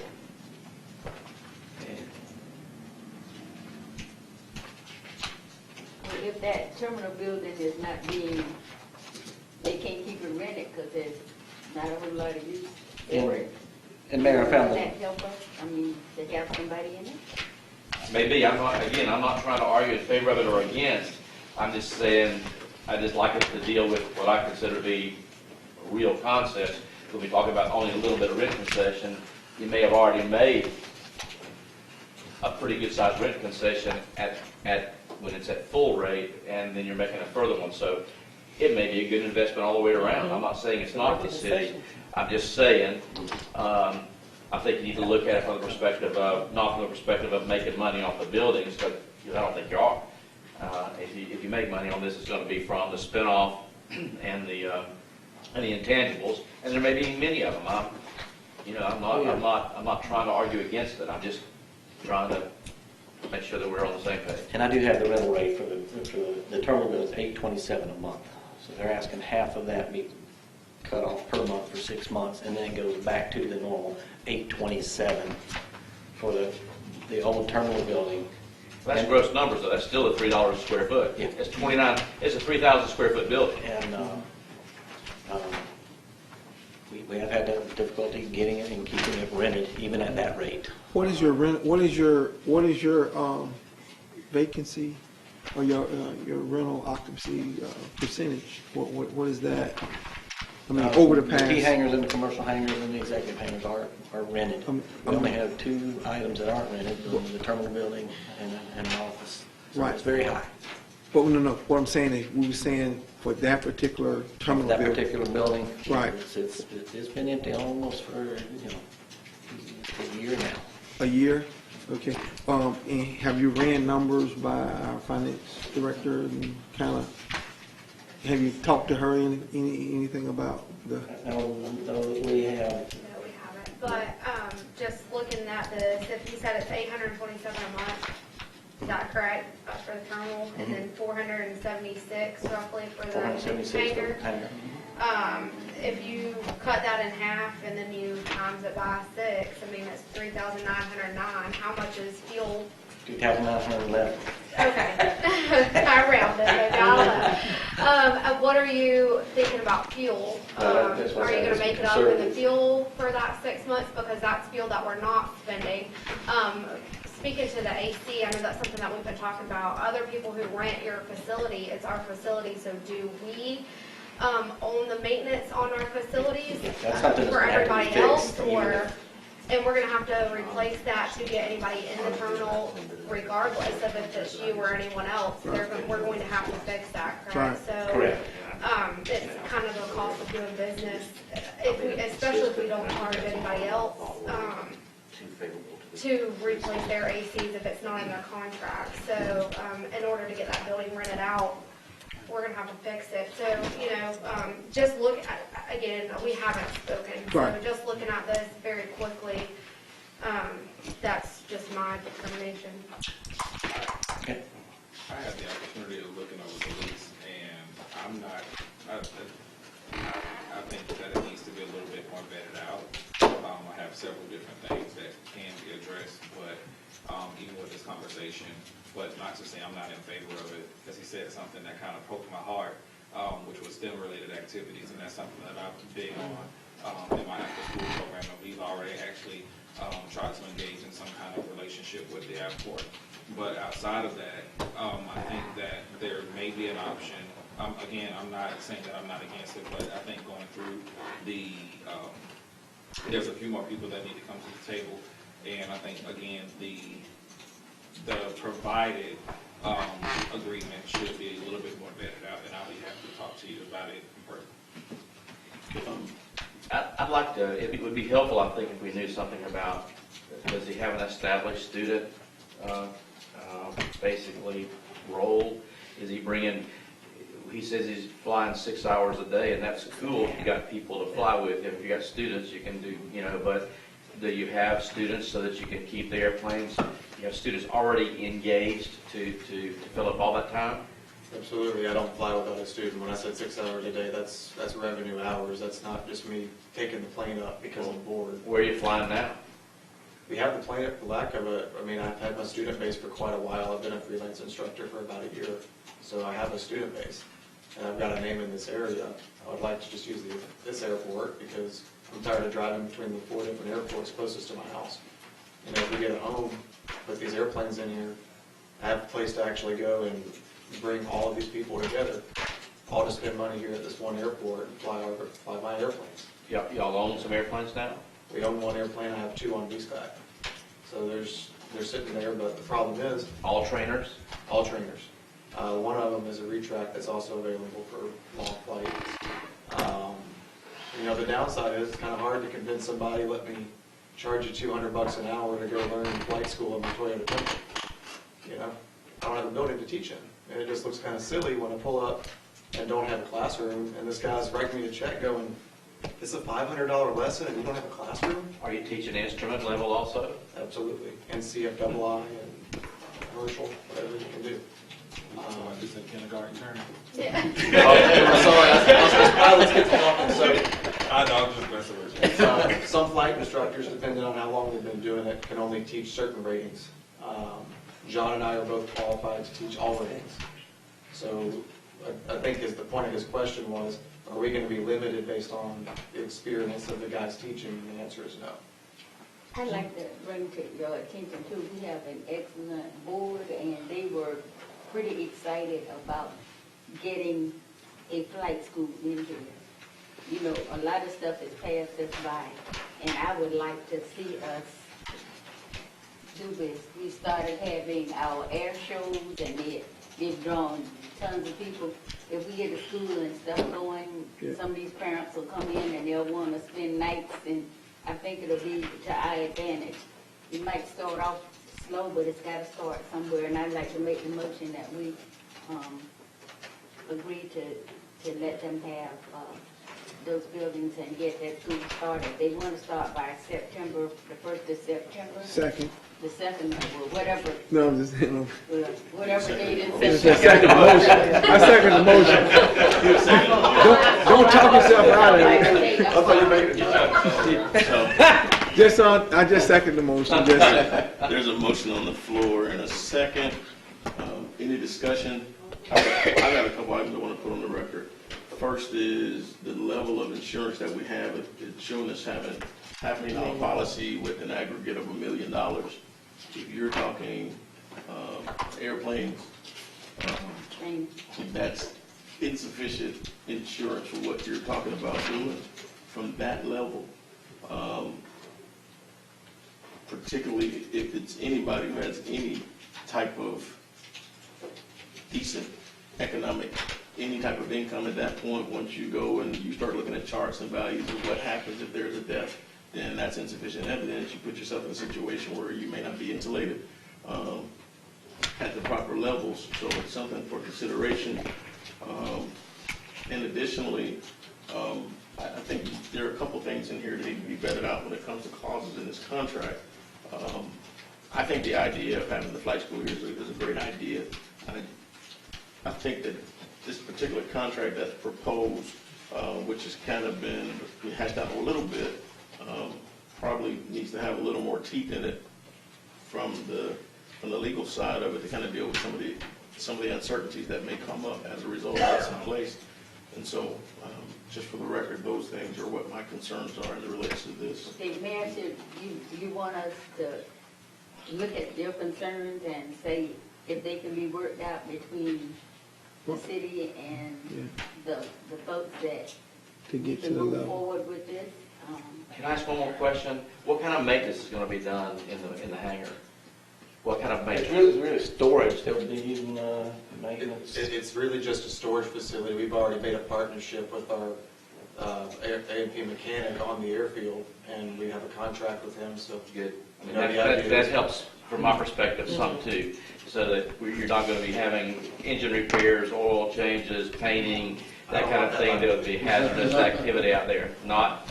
No, absolutely not. So you don't have a problem with that being prohibited as an activity? Repairing and alterations there? Right. No, I don't have a problem with that. That makes me feel better. Okay. Yeah, and Mr. Berry and Mr. Russ spent some time talking with the city manager not so long ago, and I'm sure you talked about some of those issues. Talked about it, and I think they're willing to do what we need to do. And again, the insurance, I'm not familiar with what it would be, but I think something that's very reasonable. And I'm with the mayor. I don't think maybe $500,000 may not be enough. $1 million, but again, I don't know what the difference in the numbers are there. But they're little airplanes, they just make little holes. I'd like to just make a comment around that. I think if we need to get our attorney, city manager, and mayor, and look at it and see what we can do to try and help get there. And if we can't get to where we need to be in order to protect the city, then it'll be a no-go. But if we can protect the city I think it'd be a good venture for the city, in my opinion. And I think just giving those numbers to our finance director, and I get a good vibe from that. And I just think we ought to just give it a try, but work first and see how, from a legal standpoint, and how we're protected from any liability. And maybe we can get to these negotiations, but one of my concerns was it's such a short-term lease. The city gives a bunch of concessions, 6 months at almost nothing, next 6 months at a little bit, and then they leave. My question is, you know, are you open to a longer-term lease that has more of a market rate in the later years? And I think that was the same thing that you, Attorney Holmes and Mayor Hill actually hit the nail on the head when it came for me first knowing and dealing with insurance and being in personal injury. That was the first thing that struck me was the insurance policy, and that not being enough in the event of something happening. And then what Attorney Holmes has stated with the short-term rentals, and I know when we're dealing with other rental facilities around the city, we've expected them to be a little bit longer, so why wouldn't we do the same thing for this one as well? I can tell you that both Daniel and Mr. Berry exuded some concern about the holding over clause. They were worried about getting kicked out at the end of the year. Well, y'all suggested a 1 year. I did That sounds good, but are you open to a multi-year lease? I'm perfectly fine with that. It makes me more comfortable. Okay. So it sounds like what I'm hearing is that the commission seems to be open to the concessions being made. The issues are going to be indemnification, insurance, just kind of the protections that are put in there to make sure those clauses are in there for both parties as to how certain things are done, and also the amount of insurance that's necessary to kind of insulate everyone. God forbid if there's something that happens within this situation, and being able to make sure that as you succeed, giving you concessions on the front end, or at least reductions on the front end to allow your business to grow, but also making sure that it's done in the proper manner as you over time as you can get us back to a market rate rent as we move forward for an extended period of time. When you look at what we've done historically with air conditioning being placed in certain buildings, you can look at the heart of Putnam. That's probably the easiest one to look at in terms of years that were in there. That was what, 5 years? Was that 3 year or 5 year? And so we've kind of, and I mean, I would think that, you know, are you open to a 3 year in this situation? Is that something that you'd be open to? And maybe that's something, think about it, but I think from where we are, at least some form of a multi-year lease with the commitment that's put in place as it relates, because my understanding is if we're doing a commercial lease, air conditioning is not something that's required. Just from my perspective, if you're not confident enough in your business going and you stay in Palatka for 3 years, then why should the city make a bunch of concessions to start you off for the first year? But that's just my thought. So maybe that's overly simplistic. And I do think that $7,000 estimate is about as high. I'm planning on beating that. I was just using your history. Mr. Yule. That was the first one I got, and I'm not happy with it. You can stop selling.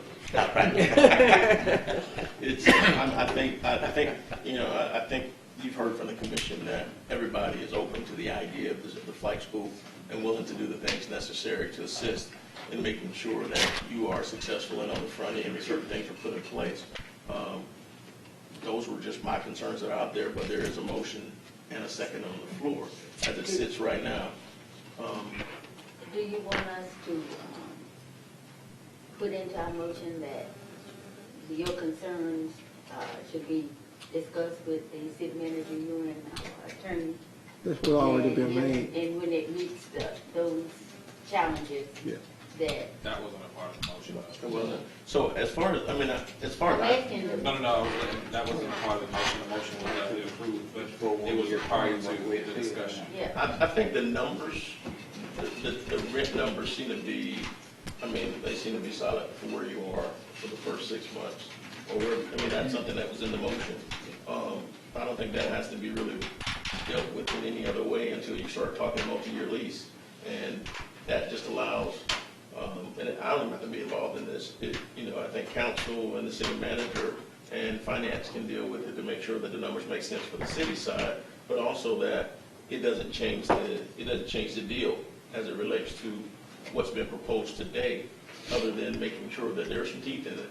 And I think that making sure there are teeth and protections, and that the city is being insulated and indemnified as it relates to certain things that are there in the event of any type of hazardous waste or that takes place, or also if there is any death or catastrophic injury that takes place during that time, just to make sure that the tenant has enough insurance in place that those things are taken care of, and we don't find ourselves being a party to a lawsuit that we don't need to be a party to. I agree, but so just for point of clarification for me, normally when we make a vote and we're talking about, okay, I know the price is set. However, when we're making approval of whatever the actual agreement is, that's where I'm a little bit uneasy, because I would like to make a decision. I would like to make a vote on something that's secure, something that has the more teeth than making something because of and I'm just going to put it out. Sometimes we have a tendency of once we do something, it's not going to come back before us. But I would like it to be properly vetted, and I think with the motion that we can agree on the half rent, but when we got to deal with the insurance, I think those are still very much important things that should be, when we make a decision, that should be, truly vetted out. And I probably said a lot, but I just think that we shouldn't make a whole decision until the actual lease agreement is a true reflection of what we, the commission, really want to see happen. So how do we want to do it? Could we change the term then to make it a 3-year lease? It's not even a 3-year. I'm talking about I agree with the half payment. But as far as insurance and all of that other stuff that we have to have, I think those are things that we truly have to take into consideration, because when Mayor Hill asked, there was a little bit of hesitancy. He was hesitant to say that he'll agree to a 3-year lease, and he told him that to just think about it. So I think there are things on both ends that need to be taken in consideration before we make a motion to approve a entire lease, and everything in that lease is not properly vetted out. Well, he has a partner, and I would imagine Exactly. Make any kind of decisions, that's what I'm looking at. Your owner, part owner with someone else. My biggest issue is just that we don't know the industry standard of what a flight school's insurance policy should be. And I think once you know that, then it kind of gives more insight as to what's required. Mr. Garner. Yeah. Well, I was going to ask you, is there like a balloon insurance over this $1 million? Like you can buy for a house or something? Are you familiar with what they call the catastrophic policy? It's like a term insurance that don't cost you like the rest of it. Right. I'm not sure what you would need for the building itself as far as in those terms. I've never leased a piece of commercial property to anybody. I know that we both carry flight instructor insurance, and our planes both all have $1 million policies on them for negligence, mechanical failure, et cetera, et cetera. So if you guys are worried about, a plane catching on fire in the middle of the night, or something to that nature, me doing something silly can cause an issue, we already have that protection for ourselves. I wouldn't jump in an airplane and fly without insurance. No, I'm worried about a crash. That's if he's somebody crash. If somebody crash, then people want to sue. So what are your limits? I'll step up here. I think this insurance, though, has to do with premises. It's not all premises, but there's nothing in there that speaks to any errors, omissions, or whatever. And I don't know. Right now, we've got $2 million for bodily injury and personal injury, including death, which is a fair amount, and then $500,000 for property damage. And that has to do with public liability insurance as to the premises. I don't know that, I'm not sure that about us being insured as to operations. I don't know, I think in our lease, we're talking about premises insurance rather than his operations. I mean, I don't know, I guess we could get sued if he takes a student out north of town But somewhere. can he tie it back into the actual education component happens on our ground? So there's, I mean, I've seen some of everything happen in personal injury. So I just want to make sure that, again, we are truly, this is, I mean, there's no rush. If we can wait 2 weeks, there's no rush to wait to make sure that something is completely vetted out. And again, he still has to take something in consideration based on the question that Mayor Hill asked him that he wasn't able to address with him having a business partner. And I just think that's something that we should give him the, you know, the courtesy of taking something back to him just in case.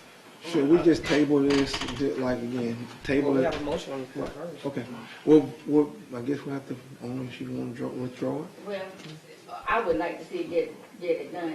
And if I need to withdraw it so it can be worked out and get it done as quickly as possible, I'll withdraw the motion to do it and let them check into that insurance or whatever questions we have so that everybody feels comfortable in moving to get this done. Which is till they work out all the details, right? We do a time certain? Yeah, do your motion and time certain. So what you want me to do, withdraw the motion or say we look into it, table it and do it at time Yes, ma'am. sensitive? Okay, well, I would like to table the motion and. Withdraw your. She's already done that. She's already done that. Okay, and I'd like to say that, do it time certain to, get all the other bugs out there, all the other things that we need to have done. Which time certain be September the 12th or September the 26th? Those are the next The days. 12th, I think. Okay. We can talk about what kind of insurance. I guess my question is, are you just talking about premises insurance like you have on your home, or are you talking about something that would also cover flight operations? That's my question. The premises insurance is fine as far as I'm concerned. Actually a pretty big policy. The premises insurance is actually pretty big, but there's nothing that deals specifically with operation. I don't know anything about flying, and so my thing is, we don't know what the industry standard is for flight schools, if there is some requirement to have, you know, an additional insurance, or if the flight instructor insurance is sufficient to cover those things. We haven't seen the proofs or any other stuff that goes along with it, and I think if we get those things in place and bring a final draft back, then we'd be, you know, more comfortable in doing so. I'll contact St. Johns County, find out what they're requiring. Okay. They used to have several flight school operations on their airport, and that's what they require. Okay. So, there's a motion on the floor. Second. To table until the 12th, seconded September 12th. It's seconded by Commissioner Borum. Is there any further discussion on the motion? Is it a possibility to make this happen sooner? This has been, we've been waiting for September 1st. You know, we put a deposit on the space here at the end of May. It's coming up on September now. I still don't have a place to teach in. And now we want to wait, but I guess the way I think about this is, if I'd have just walked in there and paid full price, you guys would never had this discussion about the I would insurance. have, regardless. It wouldn't matter. I do personally. I'm just having trouble understanding, you know, you don't fly, but I'm not a mayor. Is it We're going to have this possible, conversation regardless. is it possible that if they find out the information sooner, we can have a quick call me. by the mayor and do a vote on it? I mean, for me, it's up to the commission. It's I no think the problem. reality of it is, I don't think there's a big deal about the concessions that are being made. I don't think that's the issue. The issue is the protections. And the numbers are the numbers. And I think the sooner those issues are hashed out, the sooner this thing can get done. And if you can get it done before, and it's a time to get it on the books, then we got a problem. We can call a special meeting. Yeah. We try to make it happen. Yeah. So we don't have a problem making it happen if you can get together and get it done. What we can also do, Betsy, if you don't mind, is we can figure out if our current insurance, if whatever umbrella or excess coverage we have would apply to a flight operations at the flight school at the airport. That would give us some assurance or some protection in the event we don't have anything else. And then we can also check and see about flight operations insurance through St. Johns County. Yeah. Find out about that. We're back here Monday. You'll be here Monday for the CRA meeting. If he gets it done by Monday and it's sent to the commission, it may be a possibility to take it as an emergency item. If they At the hash it out. CRA meeting or call? At the CRA and just do a call on that. Can you get in contact with St. Johns County So at the airport? you can call a commission meeting on the same day as the CRA meeting. Right. And so, So that's, we got a meeting on Monday, so you said if y'all can get this and I get mean, it done? it's a shot in the wind. I doubt it happens, but you Well, can try. today's Thursday, the meeting is Monday. Why don't I put out a call for 6 p.m. on Monday for a called commission meeting? And if you don't have the information, we can cancel. That information is wasted. It's wasted for the call. I mean, it's whatever's your pleasure. We got a motion on the floor in a second. Is there any further discussion on the motion? Question. All in favor say aye. Aye. Opposed, motion carries unanimously. And everybody wants to take a call out for Monday? I don't have a problem with it. Monday 6. Falls Airport. If you'd like to contact the manager at St. Augustine, I have his phone number right here. What we'll do is, you can hang around just for a little bit. We'll get you in the phone. What about checking with, folks? City of Palatka, Florida, approving the fiscal year 2019-20 non-ad valorem assessment roll for fire protection services, facilities, and programs, directing certification of the assessment roll and collection pursuant to the Uniform Assessment Collection Act, confirming required statutory notice and imposing and levying fire service assessment, providing direction and providing an effective date. Second. There's a motion on the floor in a second. We're going to open the floor for public hearing. Is there anyone here for public hearing? Seeing no one, we will close public hearing. Is there any further discussion? Questions called, all in favor say aye. Aye. Opposed, motion carried unanimously. Moving on to item B, annual assessment resolution 2019 R90 for fire service assessments for fiscal year 2019-20, which have been updated based upon the changes to law, but it's still based on the same rates and exempted property direction given by the City Commission for fiscal year 15-16 for adoption. You just did that. That was the annual assessment resolution. Well, we go again, so moved. We're gonna do it again. And you did the public hearing as well? So we're good. You would have put a comment. So you got your put two items on there, so. All right, for the record, we've satisfied the requirement. Yeah. Public hearing and resolution. We consolidate items A and B into one. All right, moving on. 6 we've already done. Moving on to item 8 of the agenda, water taxi and dock operation service agreement with Palatka Boathouse Marina LLC. City Attorney Don Holmes, the Public Works Director Jonathan Griffin. We have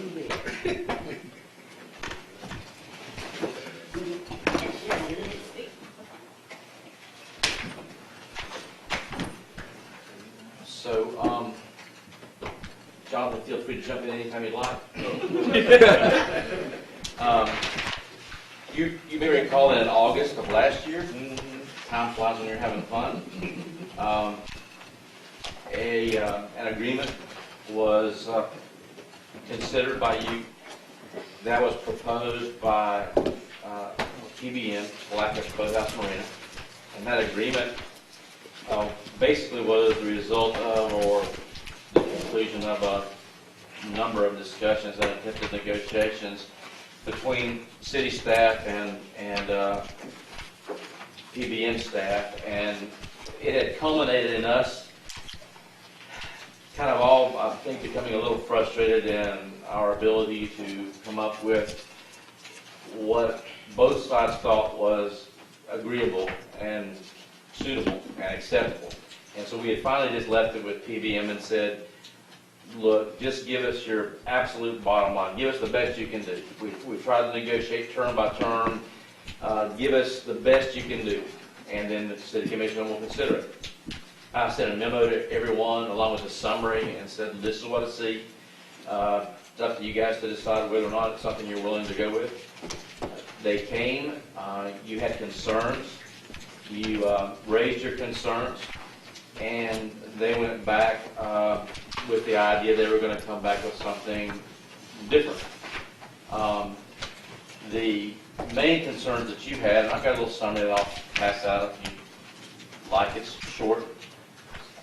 It's already Is it? I'm sorry, that's accurate. So your main concerns were at that point basically the length or term of the agreement, which was 21 years. That agreement was. It was a 1 year with one 7-year term with 2 7-year automatic renewals. The fact that Palatka Marine had the right to terminate the agreement with 90 days notice to the city from day one without any cause, but you didn't have that reciprocal right. You were stuck for the full term of the agreement. And the exclusive authority that PBM had to conduct various operations within what they called the park operating area. And that their exclusive right or privilege extended to everything from boat rentals and sales to rentals of bicycles. It was essentially quite a bit. And then also finally the POA, Park Operating Agreement, it really wasn't defined. There was a provision for defining it, but there was not a map attached. And so we didn't know what their idea of the Park Operating Agreement was. So we walked away from that meeting, and everybody basically decided to try to come up with some changes. And they came back with a new submittal.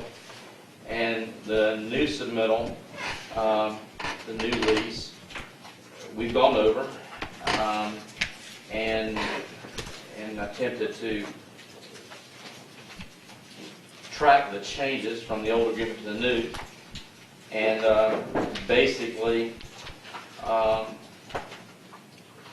also attempted to look at the financial changes and impacts. And the net effect is that, I don't know, I guess I can give you the bottom line first. From a perspective of the terms that we discussed, the document now is for a 6-year term. So if I address them in order, your initial concern was as to the length of the agreement. It was originally 7 years with 2 7-year renewals. Now it's 6 years with a 6-year renewal, assuming that they're honoring the terms of the lease, and then an additional 7-year term, which the city manager can grant without city commission approval. There's a caveat there, though, and that's kind of one that wasn't highlighted when they submitted the new agreement to us, because if the agreement is terminated prior to the end of the 2nd-year term, then the city would have to buy back equipment that PBM has purchased at the presumably on the Upland facility, but the term equipment is not defined. So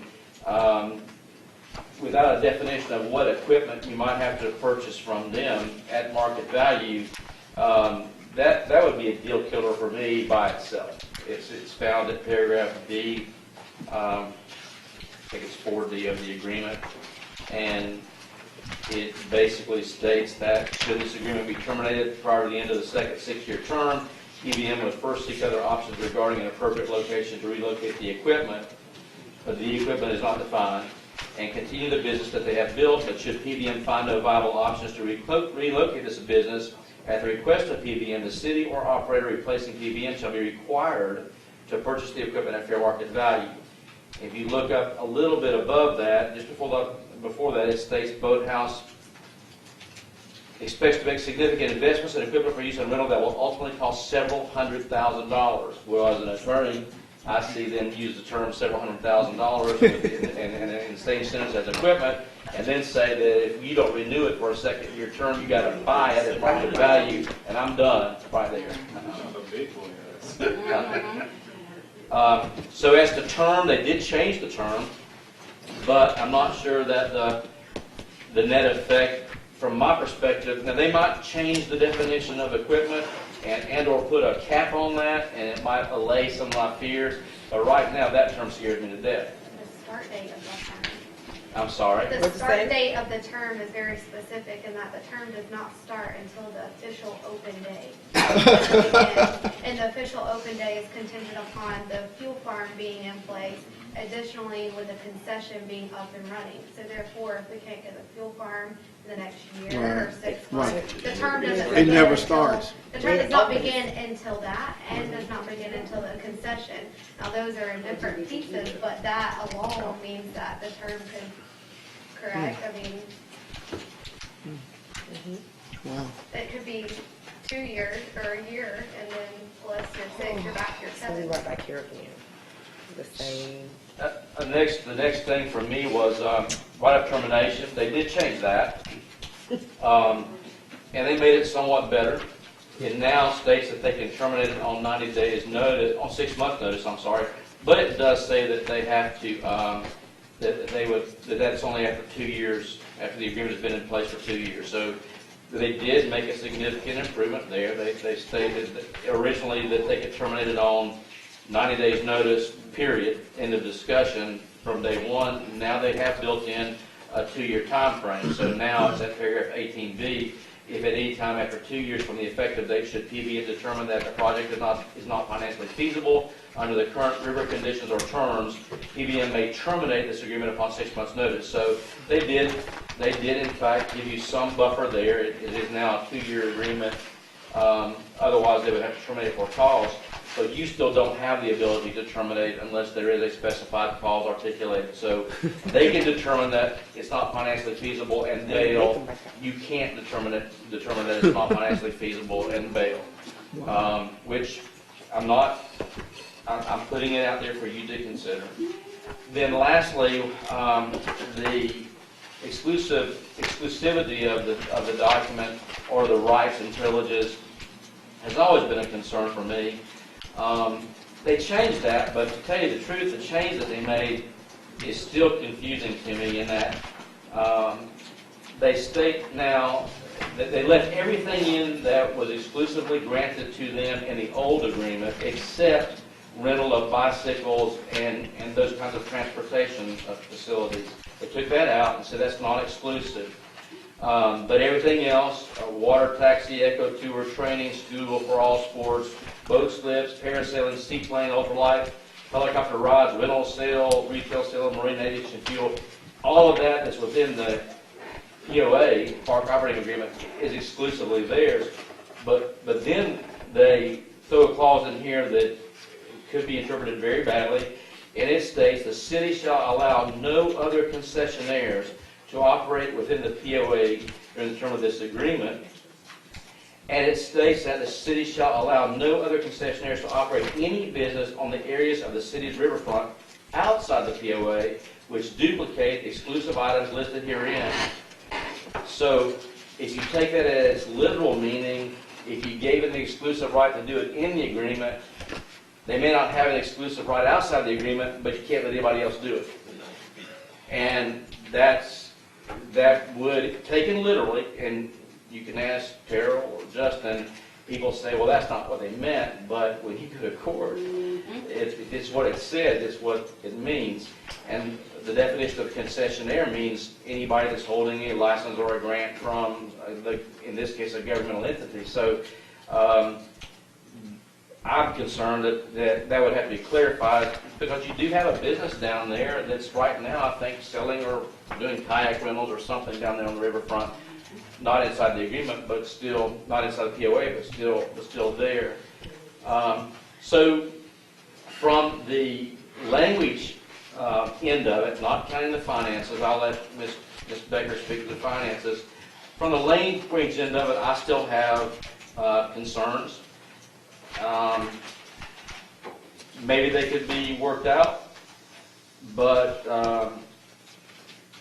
I guess the biggest deal breaker for me, and it would be a deal breaker, is the way the clause is written that requires you to buy back their equipment.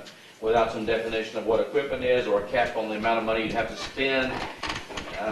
From my perspective, that could be a term that basically forced you to give them the second 6-year renewal, and I would have a hard time advocating that. The rest of the things, if they could define or maybe clarify what they mean by concessionaires outside the POA, and if they didn't really mean to say that any vendor was precluded from engaging in an activity outside the POA, if they had it in the POA, if that can be clarified and it's just a wording matter, then so be it. They have now defined the POA. They've provided a map showing what they want in terms of the waterfront, and it's somewhat it's more restrictive than the one that staff came up last time, but it's less restrictive than the whole riverfront. It's not the whole waterfront. So with that, I'll leave it to Ms. Becker to talk to you about the financial side of it. Listen, can I say this? Oh, me too. I mean, whoa. Ms. Brown, you have the floor. The reason for this vote was to stimulate businesses in the city of Palatka. And it kind of spreads now, so it goes throughout the county. It was to open it up so that we could get businesses to come and start in the area. In Titusville, when they operated their boat, they had 26 businesses that came in that sprung off of it. For me, it's a deal breaker when they talk about nobody else using that waterfront but them. And they may not admit it. I was careful to say they may have chosen their wording poorly, but if I read it literally, which is what I need to do, it would give me a lot of concern. It was a way and a lot of time and energy worked on by the nonprofit who had started up to get this thing going. For some way it got out of hand because the city managers that came in after we had the boats and stuff going never talked to any of the commission about what we had in mind to do it. We're there to stimulate business for everybody. We're not there to just build a business for somebody else. And I want to see more businesses in our area, and I think people will come. When that boat is running, it'll open up things for novelty shops. It'll open up things for renting of hotel rooms.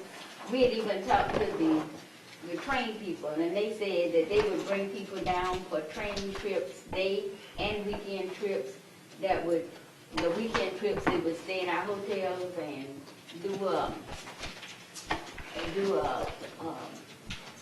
use our restaurants and all that. And we wanted to stimulate businesses. And it was there for like a pebble in the pond. When you throw that pebble out, the ripples go out, and when those ripples go out, more and more things come in. And with me, it's heartbreaking to hear how they want to come in and take over all this. If we all work together, it could be a jewel for us. The riverfront is our best bargaining chip for this city.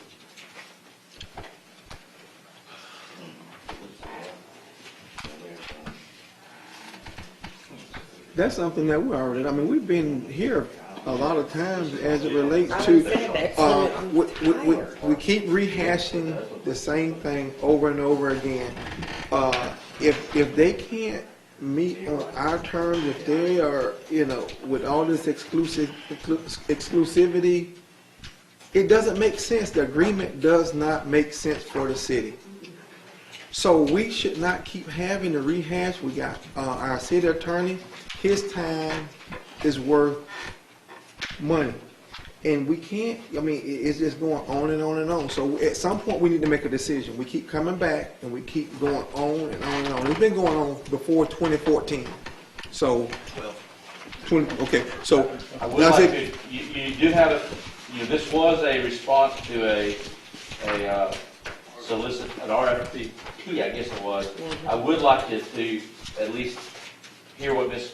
Ms. Becker has to say about her thoughts about the financial impact of this, because if your choices here are going to be to say, we've tried, we can't make a deal, we're going to do something different. That's going to mean that we would have then essentially rejected the one you selected as the winner of the RFP. So I think we do need to be diligent in that process. So, and I'll keep it quick. Looking into this contract, it's convoluted in that the numbers are not able to be analyzed as well as I would like. Right out the gate, we're supposed to fix the water taxi that we have existing. So there's some capital money that's going to go there. It has to be Coast Guard, up to Coast Guard regulations. I don't know where we are with all of that. And that's before the official date starts. Additionally, they have a line on page 9 that says, alludes to the fact that the PBM has responsibility after all amenities are complete. It's very vague. Again, very literal if you read it, in that they say, you know, some of the stuff is cameras, gates, electric pedestals. So I'm not exactly sure what all of that means or entails, what needs to go into that facility. When you're looking at running the numbers, just so that you know, the fiscal responsibility for PBM is non-existent until 9 months after the official date. And again, circling back, official date is after the concessions are built, constructed, ready to be operated, and the fuel farm. So just looking at that alone, you know, that puts us in a position where then we're guessing. Maintenance is really anything over $250 is on the city for the water taxi. Anything over $100, maintenance for the docks is on the city, and they are very specific in that if it's 4 minor repairs at $75, that is over the $100 threshold because you add them all up. Therefore, it's the city's. Oh. So in some areas where they're very vague, that I can't figure out some of the numbers other than an educated guess, they're very specific in what we own and what our responsibilities are. When you think about it from an audit perspective, sometimes being very specific like that, we have to follow up. We have to back, we have to track in this. If it was the city is responsible up to $60,000 a year, period, I will say from a financial, if our intention as the city is to run something like this, we very well may not be able to run operations. Number one, we have to hire people. We have to do so $60,000 or put a number on it. I don't know. I haven't analyzed that. You know, may be in the city's best interest to spend with somebody or something. It's not clear that that is the number that we're going with. It could be up in the air. So I would say that if we are looking into doing this, a cap would be a good place, you know, to start on that. Also, one thing that I don't think that they had in last time, but they did put in this time, is if there was any, and forgive me, I don't know the legal term for it, you all can help me, but act of God. And they included the blind mosquitoes and hurricanes. If they are closed for 14 consecutive days, we have to prorate their rent, and additionally, they don't owe us anything for however many days they're shut down. So, you know, there's just all these caveats. So with that being said, you know, I'm happy to go into details with anybody. Well, and my point is that anybody who want to do a particular thing, this business venture, if they really wanted to do it, and the city was, and they did win the bid, they would have already moved forward with this, and for them to keep coming back asking for all of these different things, it does not make sense for the city. It just don't. And what would it cost for us to just, what would it cost for us if we did not do this? What would it cost us? Well, for us to run, if you're still wanting us to run something like that, I mean, Mr. Griffith can speak to the fact that staff, you know, we would have to make some adjustments. There's our own maintenance costs. So that sort of thing I have not analyzed. So I don't know exactly what you're asking. If we just pull out what the cost is. We got a problem because we have an obligation under a grant. With the boat, so we do right. have to. What would it cost? Yeah, what would it cost us if we did not proceed with if we can't make an agreement, a reasonable agreement with that contract, because the contract doesn't make sense. I can't tell you that right off the gate. And if we could leave you with one thought, and I know this is a long contract, and I've gone over it until my eyes crossed, and I know Logan has, and probably Jonathan has too, but uncertainty from the city's perspective is the watchword. Uncertainty as to expenses. I know that during negotiations, we attempted to get someone to put a cap on it. You know, the city will be obligated to pay up to X thousand dollars a year in expenses, and after that, it's yours to pay. And we were not successful in getting that agreement. So we have uncertainty as to our expenses.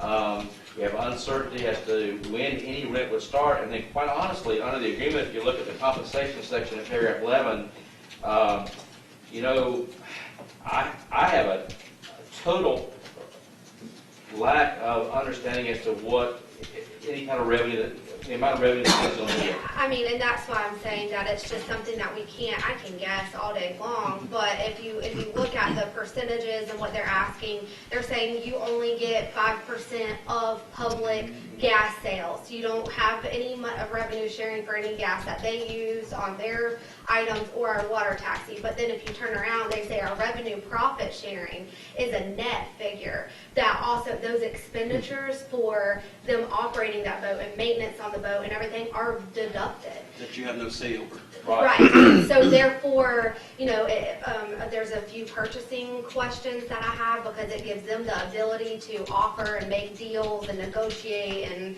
you know, but then we have our own city things. And one of the big red flags for me is just audit. Because just like the golf course, I'm assuming, I haven't gone into this or even questioned, but with the golf course this year having their own audit separately because they run their own books, but we have a revenue sharing agreement, I'm assuming they're going to have to go through a same governmental type of audit. Therefore, you know, that's a whole different ballgame. It's not like they're just operating on their own and then they can, you know, so there's just a lot of factors. So if I could, again, for purposes of record, let me just mention to you the revenue stream that the city would get. You would get $500 a month, but it doesn't begin until 6 months after the official opening date. And Logan has indicated that the official opening date is dependent upon, if I'm not mistaken, the fuel farm. And later in the agreement somewhere, not in the same section, it says something to the tone of our responsibility for PBM doesn't begin until after the concession as well as the official start date. So there's kind of two clauses there. So then you get 3% of gross revenue from dock rentals and ship store sales. So you do, that is a number, 3% of gross, but you know, that's, how do you predict what the dock rentals and ship store sales are going to be? For purposes of trying to put together a pro forma that gives you an idea of your income versus your expenses. Then you would also get the percentage of gross revenue to be paid by PBM to the city for concession sales will be agreed upon by the city and PBM based upon the city's investment in a solution to the need for a concession operation. That's a good Philadelphia lawyer term. Then 3, PBM shall pay the city 2% of gross revenues from the rental of PBM purchased and owned items, i.e. kayaks, pontoon boats, cycles, and personal watercraft. So you get 2% of that. PBM shall pay the city 5% of the gross revenue from fuel sales, except for the fuel consumed by boats and equipment operated by PBM. So if they operate it, I don't know if that includes rental, but if it would not apply to any gas that they're using as I read that. And then they'll pay you 15% of the net profits, net, derived from the water taxi operations, and net profits shall be defined or calculated as follows: gross receipts related to the operation of the boats, less all expenses related to the operation and promotion of the boats. So, You're like double paying. I mean, I cannot tell you what you could expect to get by way of revenue off the agreement. I just can't. One more thing financial related is that if anything that we purchase that is being used by PBM, there is a clause in there that says that other businesses ran by PBM can use. But they will pay us a certain percentage based on usage and that sort of thing. So that, you know, that's another thing for us to kind of be or understand. Are they running the boats now? Yes. They are running the boats now. Yeah. Under temporary agreement. Mayor, you know, it took 10 years to find money to do this. It took another 10 years for us to sit and work through everything that the federal government wanted us to do. In the process, a lot of research was done. The people that I had on that nonprofit we started, all of them are passed away, I think, except Norton, Jeff Norton. We had schedules and everything laid out, and it was put out for a bid. We had somebody other than them who wanted to do it, but he got cancer, and in his treatment, it was too strong. He had a heart attack and died. So he had figured out a way that it could be done legally.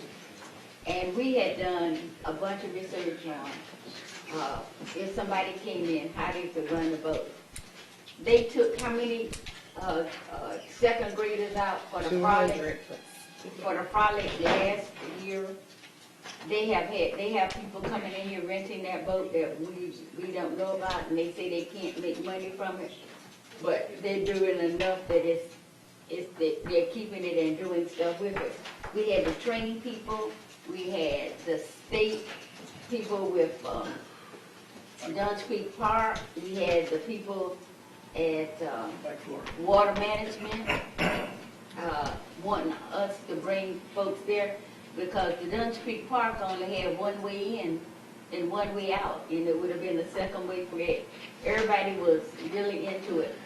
They need a captain and a mate, and it was said that we could do it on reserving the thing, that you wouldn't have to have a captain and a mate there all the time, that they could be there as at need. Mr. Mikey is the guy, the gentleman that used to, Tell me where you're going with this. okay, I'm fixing to tell you, you just give me a minute. Mr. Mikey, who had done, I'm gonna be through in a minute. I know that y'all get short with me when I talk about this. We ain't short you, but you in 1985. No, no, it was past 1985. We had come way past that. It didn't start till 1999. Mr. Mikey knows I tied up with the tourism thing that would have brought people here. The school system, we had looked and there was a way for it to get done. What happened we got two city managers who went in and never talked to any of the city commissioners about what we expected from that piece of property. They just had him come in and make this agreement and do it. I would like to see us put it out for bid again to see if we could get somebody who would operate it, because it was figured out it could be operated at no expense to the city, except when they had to pull it out every 5 years to get it checked by the Coast Guard. It had all its Coast Guard checks done and everything.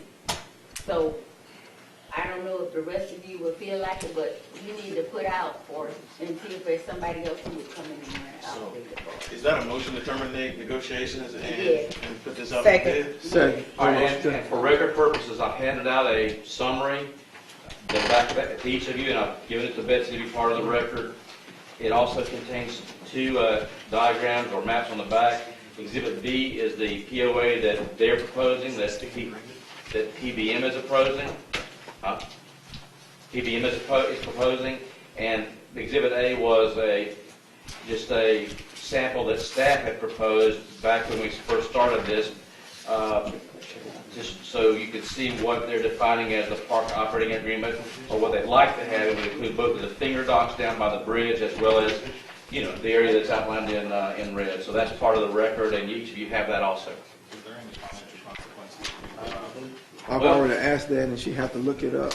You know, they have said a couple of different times that they felt as though they had invested a lot of money in operating in good faith in an attempt to negotiate an agreement, and that they felt that if we pulled out, that they would be considering legal options against us.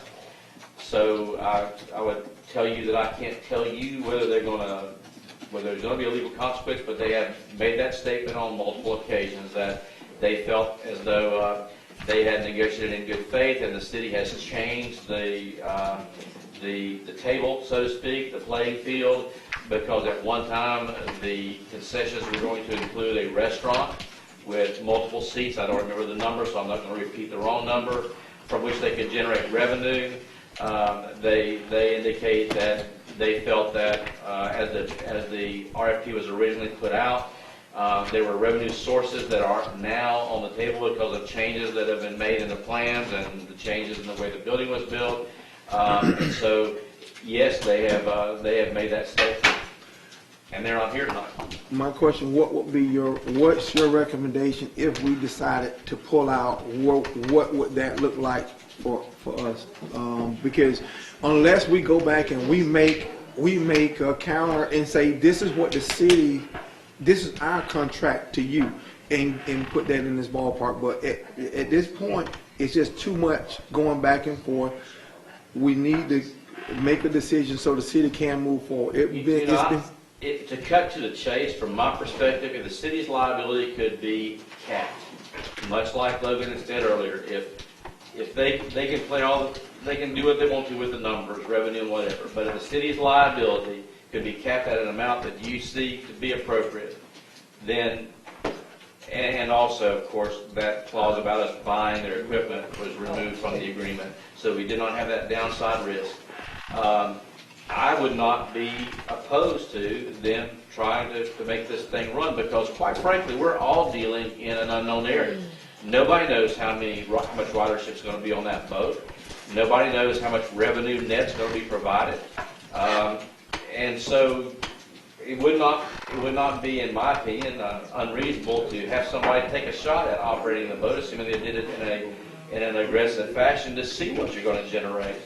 But the city's liability would have to be capped in order to just avoid writing a blank check. Yeah. But I'll leave that to you, Logan. Yeah, I mean, I would have to agree with some of that. Obviously, there's cleanup clauses that are in there that I don't think are advantageous to the city. But if there was a cap, if we came up with, okay, what is it going to cost for the city to do these types of things, add those up, you know what I mean, and come up with a relevantly decent number that's in the ballpark somewhere and propose it to them, I can come up with something like that, and we could come back with a proposal for them, but I don't know if that's, But at least then it would be in their court to say, look, we're willing to put this much money into it, you operate it however you'd like, all these clauses with the exception of us buying back the equipment, fine, but we're not going to put more than X $1,000s a year in it, and then let's look at it after 2 years and see where you are.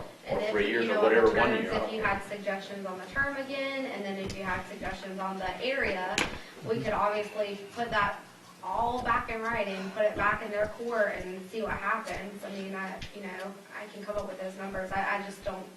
It's whatever your pleasure. Yeah, the terms in the contract too, how they mention about the 6-year term and the 6-year renewal and a 7-year renewal with the city manager who does not have to.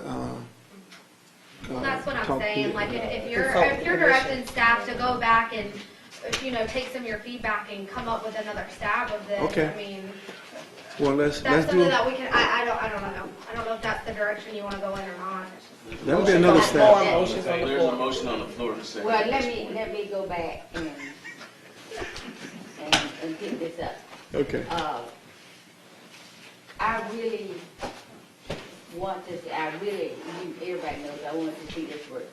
It was to help other people and help the city do what they needed to do to help us start and maintain businesses down in the city.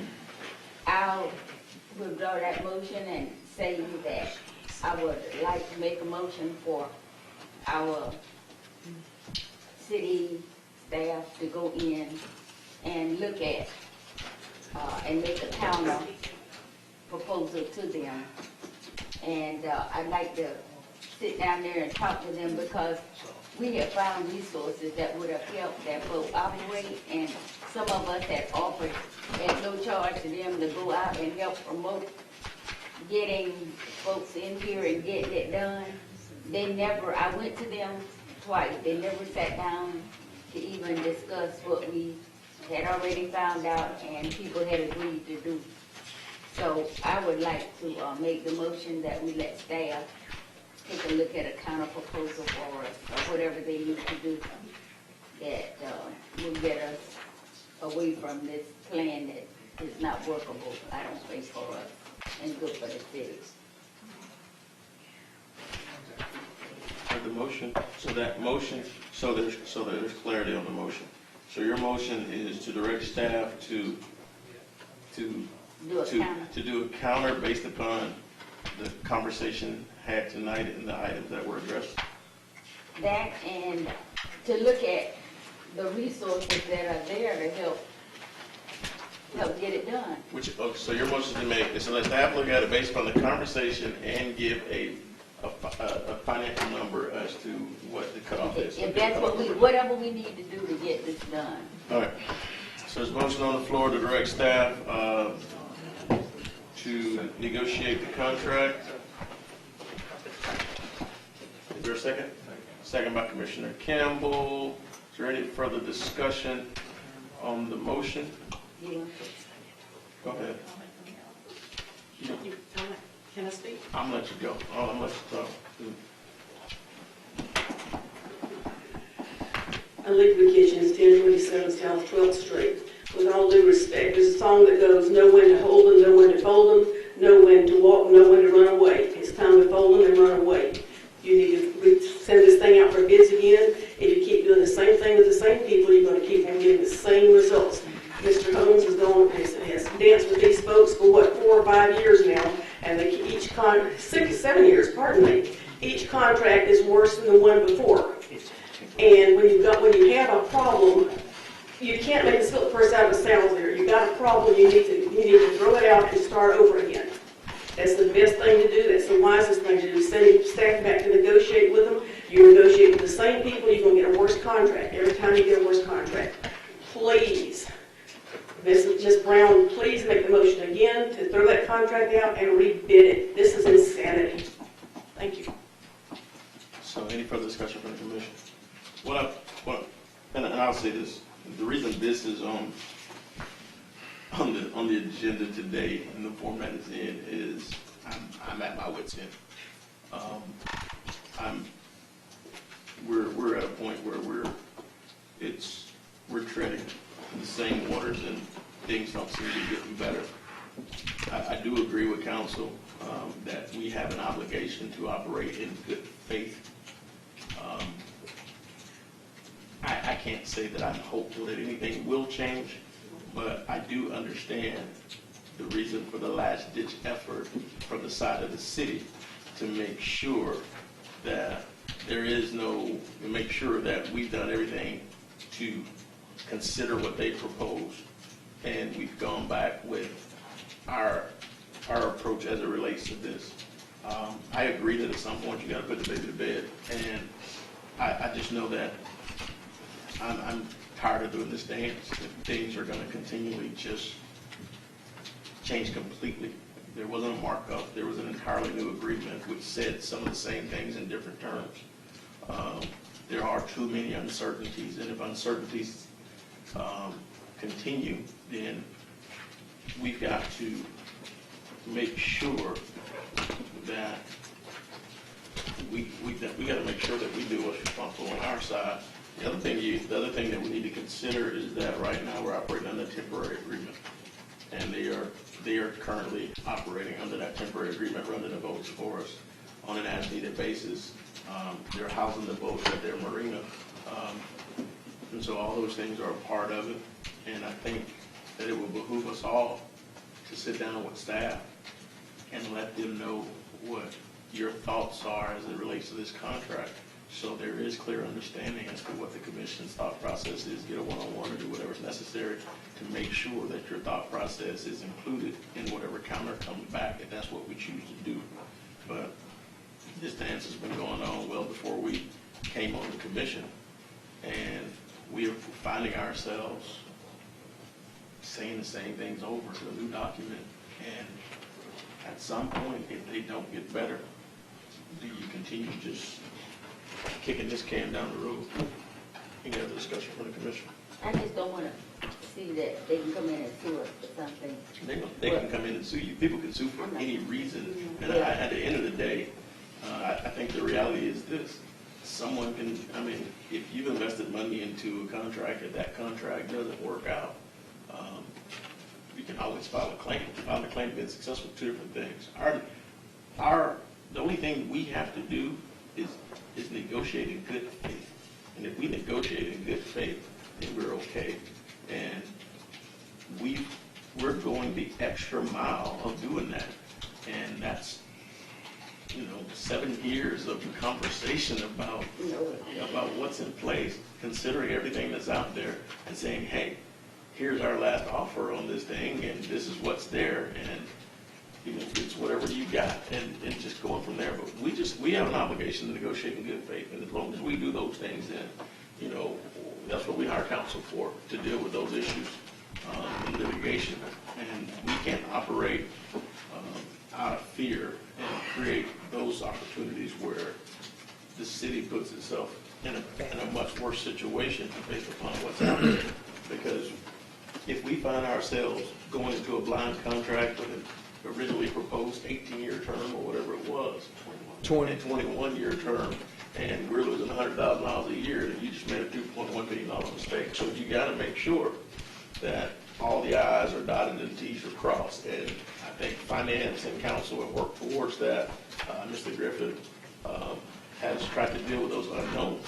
And then there's the other variable that we're still waiting on a vote to be done, whenever that may be.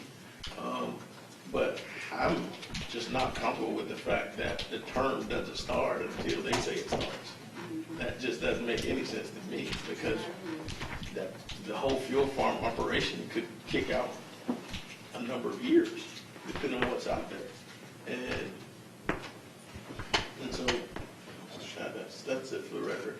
You got questions called? All in favor of the motion, say aye. No. Aye. Aye. 3 ayes. Is there any nay? Nay. So 3 ayes and 2 nays. Motion passes. Moving on. Discussion for implementation of biweekly payroll. Ms. Becker, something more? Well, continuing with the trend of recurring business. I just wanted to bring it back up for discussion. I know that this commission has already spoken in the past about transitioning over to biweekly payroll.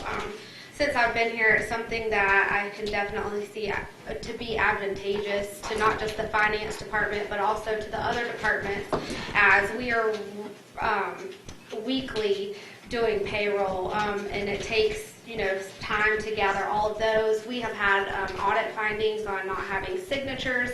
It's repeat audit findings, and it's just there's no time in between trying to process this.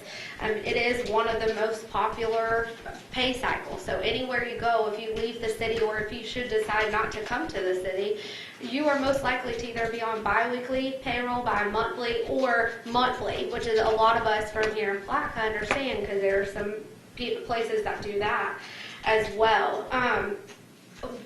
This is something that we're hoping to bring back to the commission in September for adoption. However, we would not implement this until next February.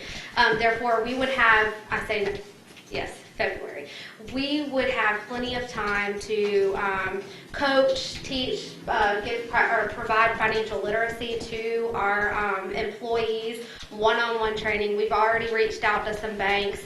We've reached out to Aflac, I believe that was one of the ones who is non-bank affiliated, that would give, even if you don't have a policy with them, they can come in and provide financial literacy. We're kicking off our enrollment here, and so this is already one time that we're going to have to see each and every employee. So if this is the time that's available to do it, we would like to go ahead and start coaching people into that. You have tentatively approved in the proposed budget a one-time non-recurring salary or payment to be made to the employees. This will help with that transition, and so we would time it accordingly. Also, instead of having a Thursday to Wednesday payroll period, we would back it up to give finance and the departments a couple of days to process, but you still get paid on Friday. So with all of those being said, like I don't want to, we've talked and discussed enough. If you have any questions, I just want there to be an open line of dialogue with us. We are looking into bringing this back to you in September for adoption. Therefore, if you do have any red flags, I would like to see them before, we bring it back and it's just a redundant cycle. So if you don't have any questions, or if you do have questions to sidebar with me, please let me know. Ms. Robinson has been in discussions. All the department heads have been in discussions as well. We want to make sure that we do what's best for each department. So we have payroll involved, like what are the mechanics of making this transition, what's going to help with each department on an individual basis. So we're trying to make sure that we cover all of those things. If you don't have anything else, I can move right into the next agenda item. Well, I knew they had this one training or acclimating everybody with that prior to you coming on board. Correct. Did we ever, reach out to all the people who were in each of those departments, and because there was something that we wanted to implement during that time, and I thought that constant communication training and all that, letting them know, hey, it may happen, so they're properly prepared. Because I do know we just raised the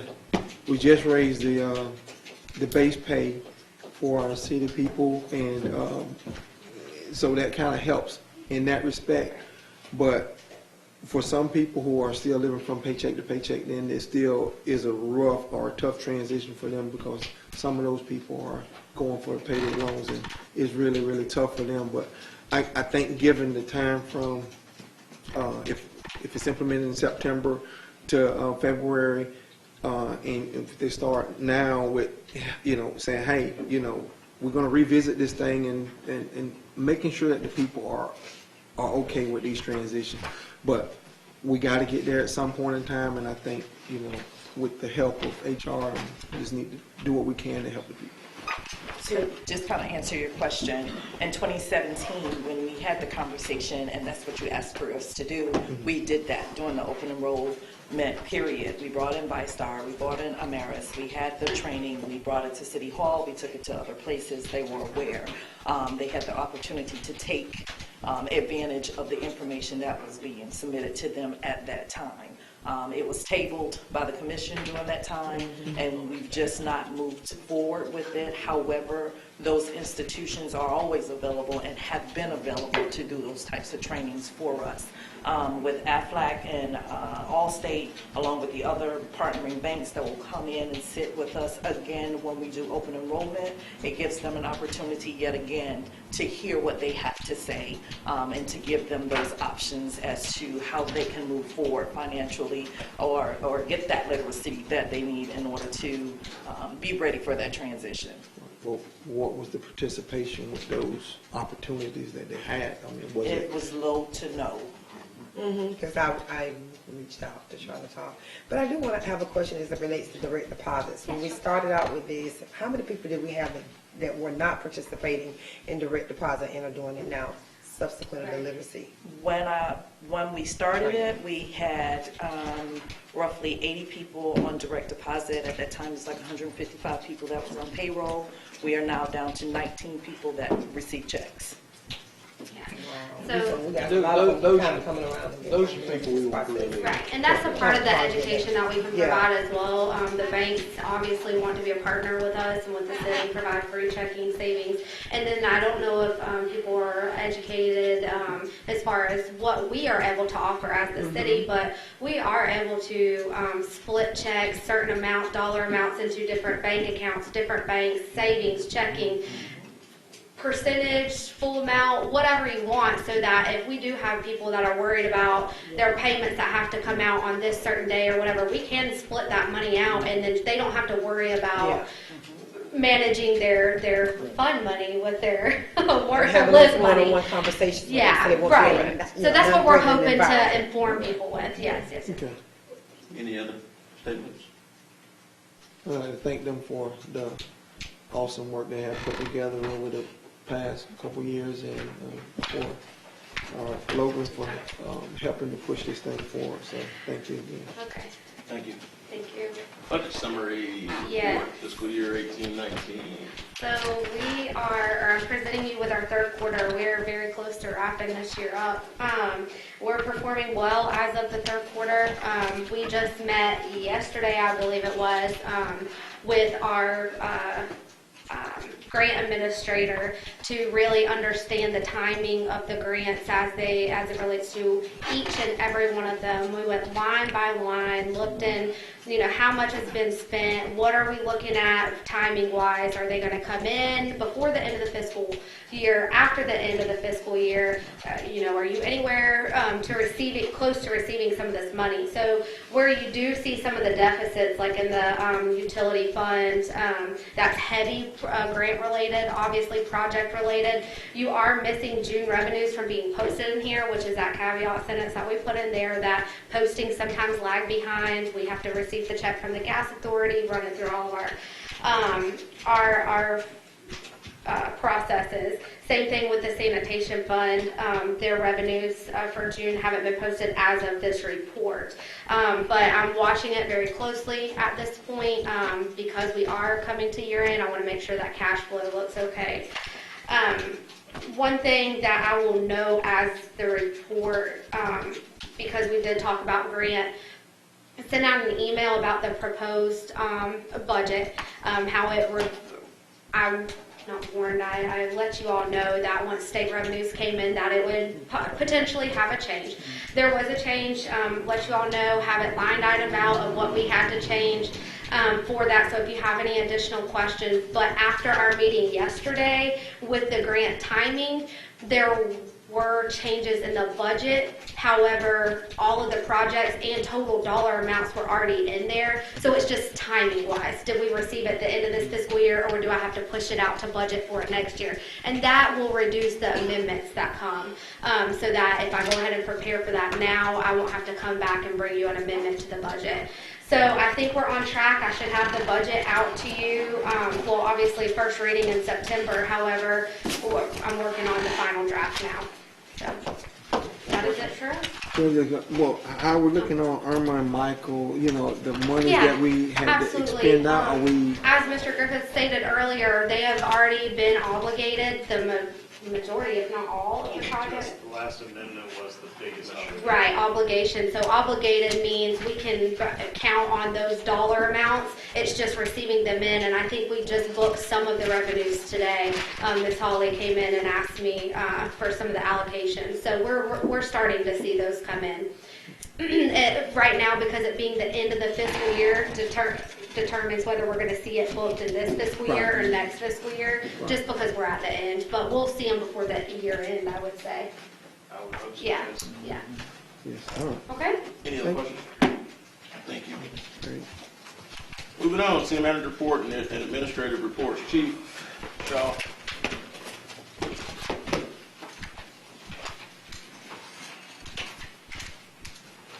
I just have a couple things, three things I wanted to touch on, but I just think it's good news that we needed to share. This time of year, as you know, first, every 3 years, the Palatka Police Department has to go through an accreditation to remain accredited. This time, it's time up for our mock accreditation. We just went through it this week, and we got all favorable numbers to move forward for our on-site. Our on-site will be on November 4th. It starts November 4th, and it will run for approximately 3 days for that week. So we're very happy that we were given the thumbs up to move ahead, and we are looking forward to November so we can become reaccredited. Next is, as you heard earlier, the summer camp. We were pleased with the results of the summer camp. We had a tremendous turnout, very positive summer, and we look forward to the planning through the rest of the year with our youth and actually combining with other programs. So we are our heads down, we're fast moving forward, putting together programs and constantly going into the community and discussing things with not only the youth but the adults. And I'm happy with what we're seeing so far. And the summer camp is just one of those products that we get to see from. So thank you all again for the assistance we got from you for the interns, and thank you for allowing us to do what we do with the community. Moving into that, last Tuesday night was National Night Out. This year, I've heard a lot of feedback from community members who attended.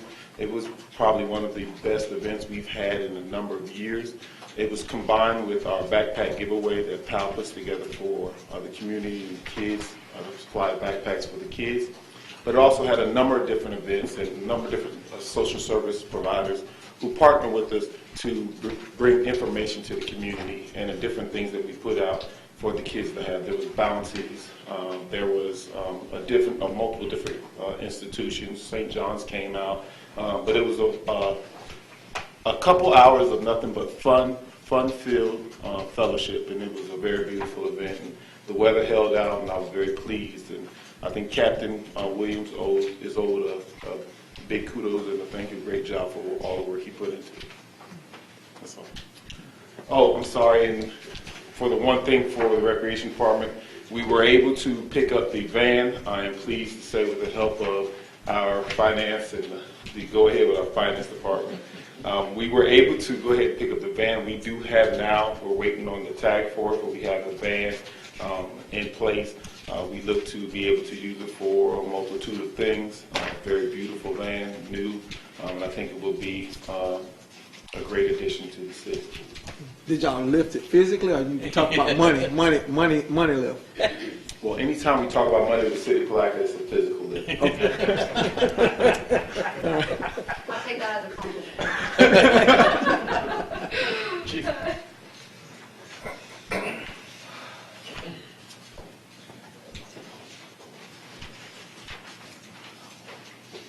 Just to kind of tag on with Chief Shaw, we gave out, I think, 100 backpacks last week at Mosley. Our guys will be back out tomorrow. I think it's at Kelly Smith and James A. Long. They got several hundred more backpacks they're going to give out tomorrow.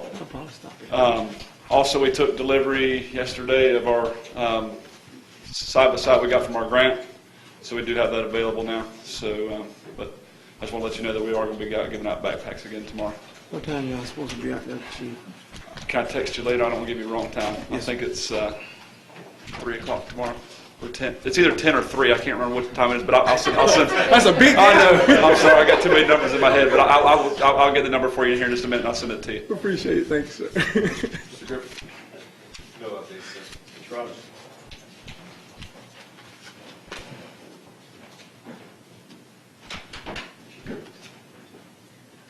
Just a quick update on city manager search. I spoke with Ms. Higginbotham from the Mercer Group. To date, she said that we've received 14 resumes from prospective candidates. We've had over 300 hits on their Twitter and Instagram site, their social media site that they've been posting. She's reached out to other candidates that she knows is interested, so she's expecting phone calls and resumes back from them, and we're at the halfway mark. So August the 16th is the deadline for all applicants to apply. I'm a little concerned about that number. We don't have that many ourselves. Well, she says that's kind of normal. Well, we currently 40. have Mr. Garner here, so I'm here to one. we kind of been pretty pleased with it so far. Mr. Yule. Becker. Mr. Trigger.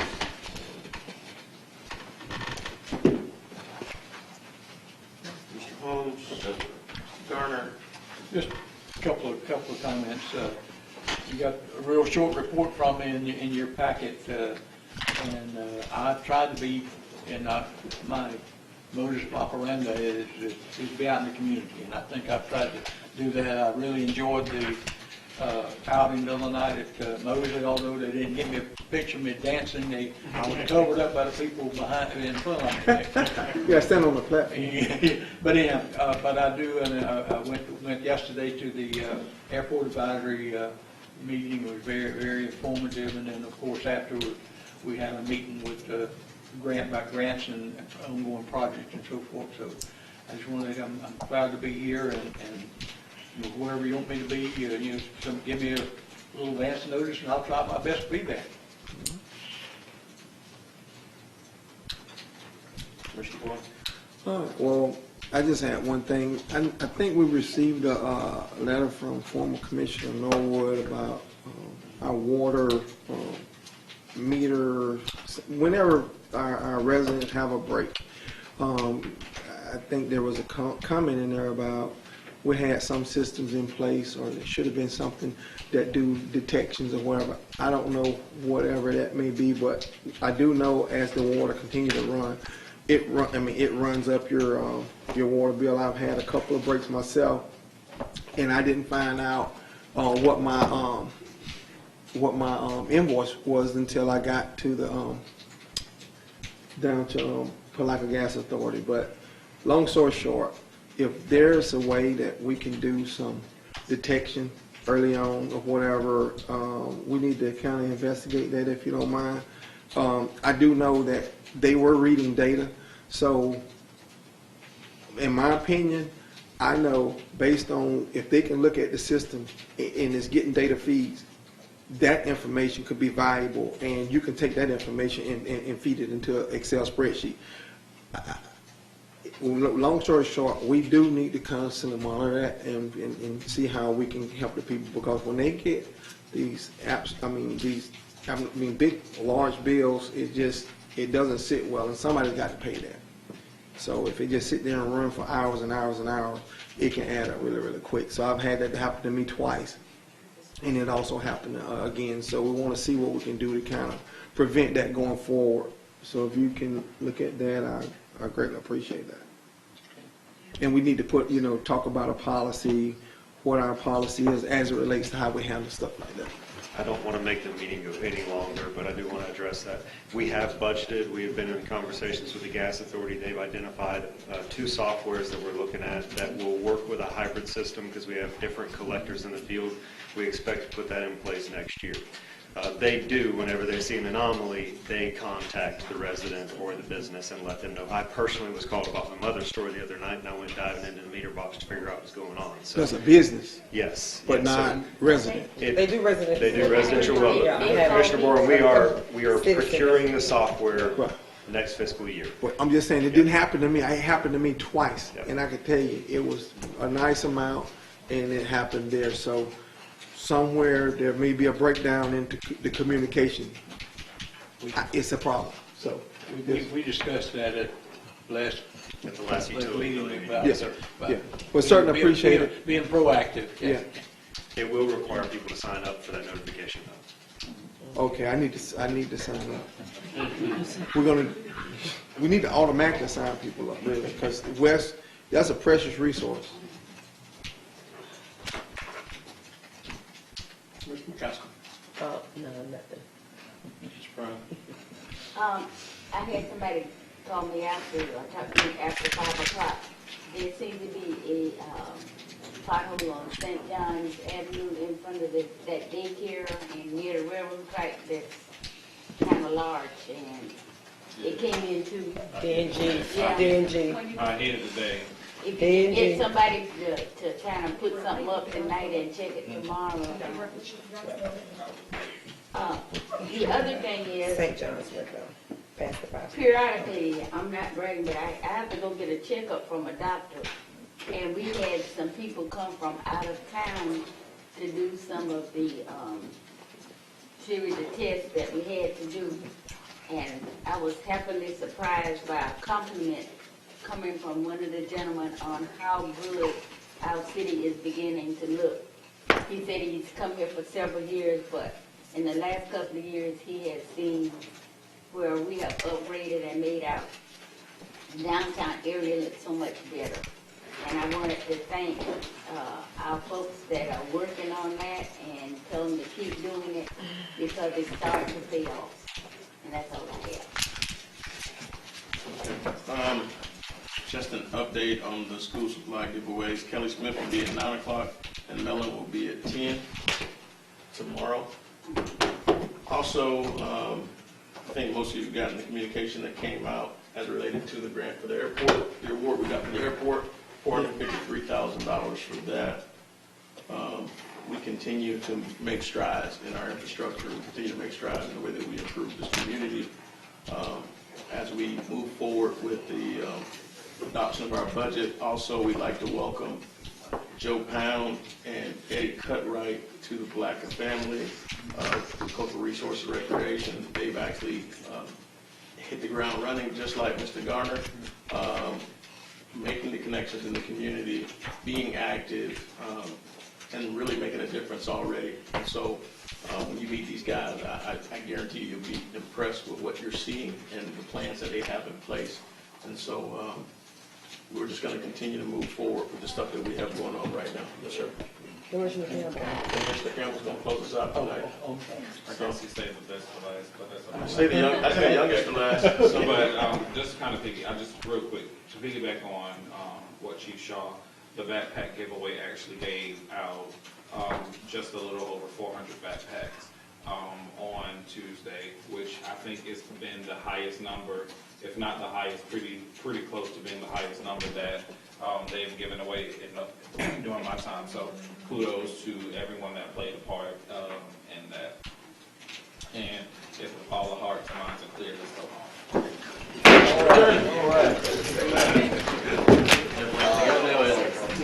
Chief, thank you, sir. You're welcome.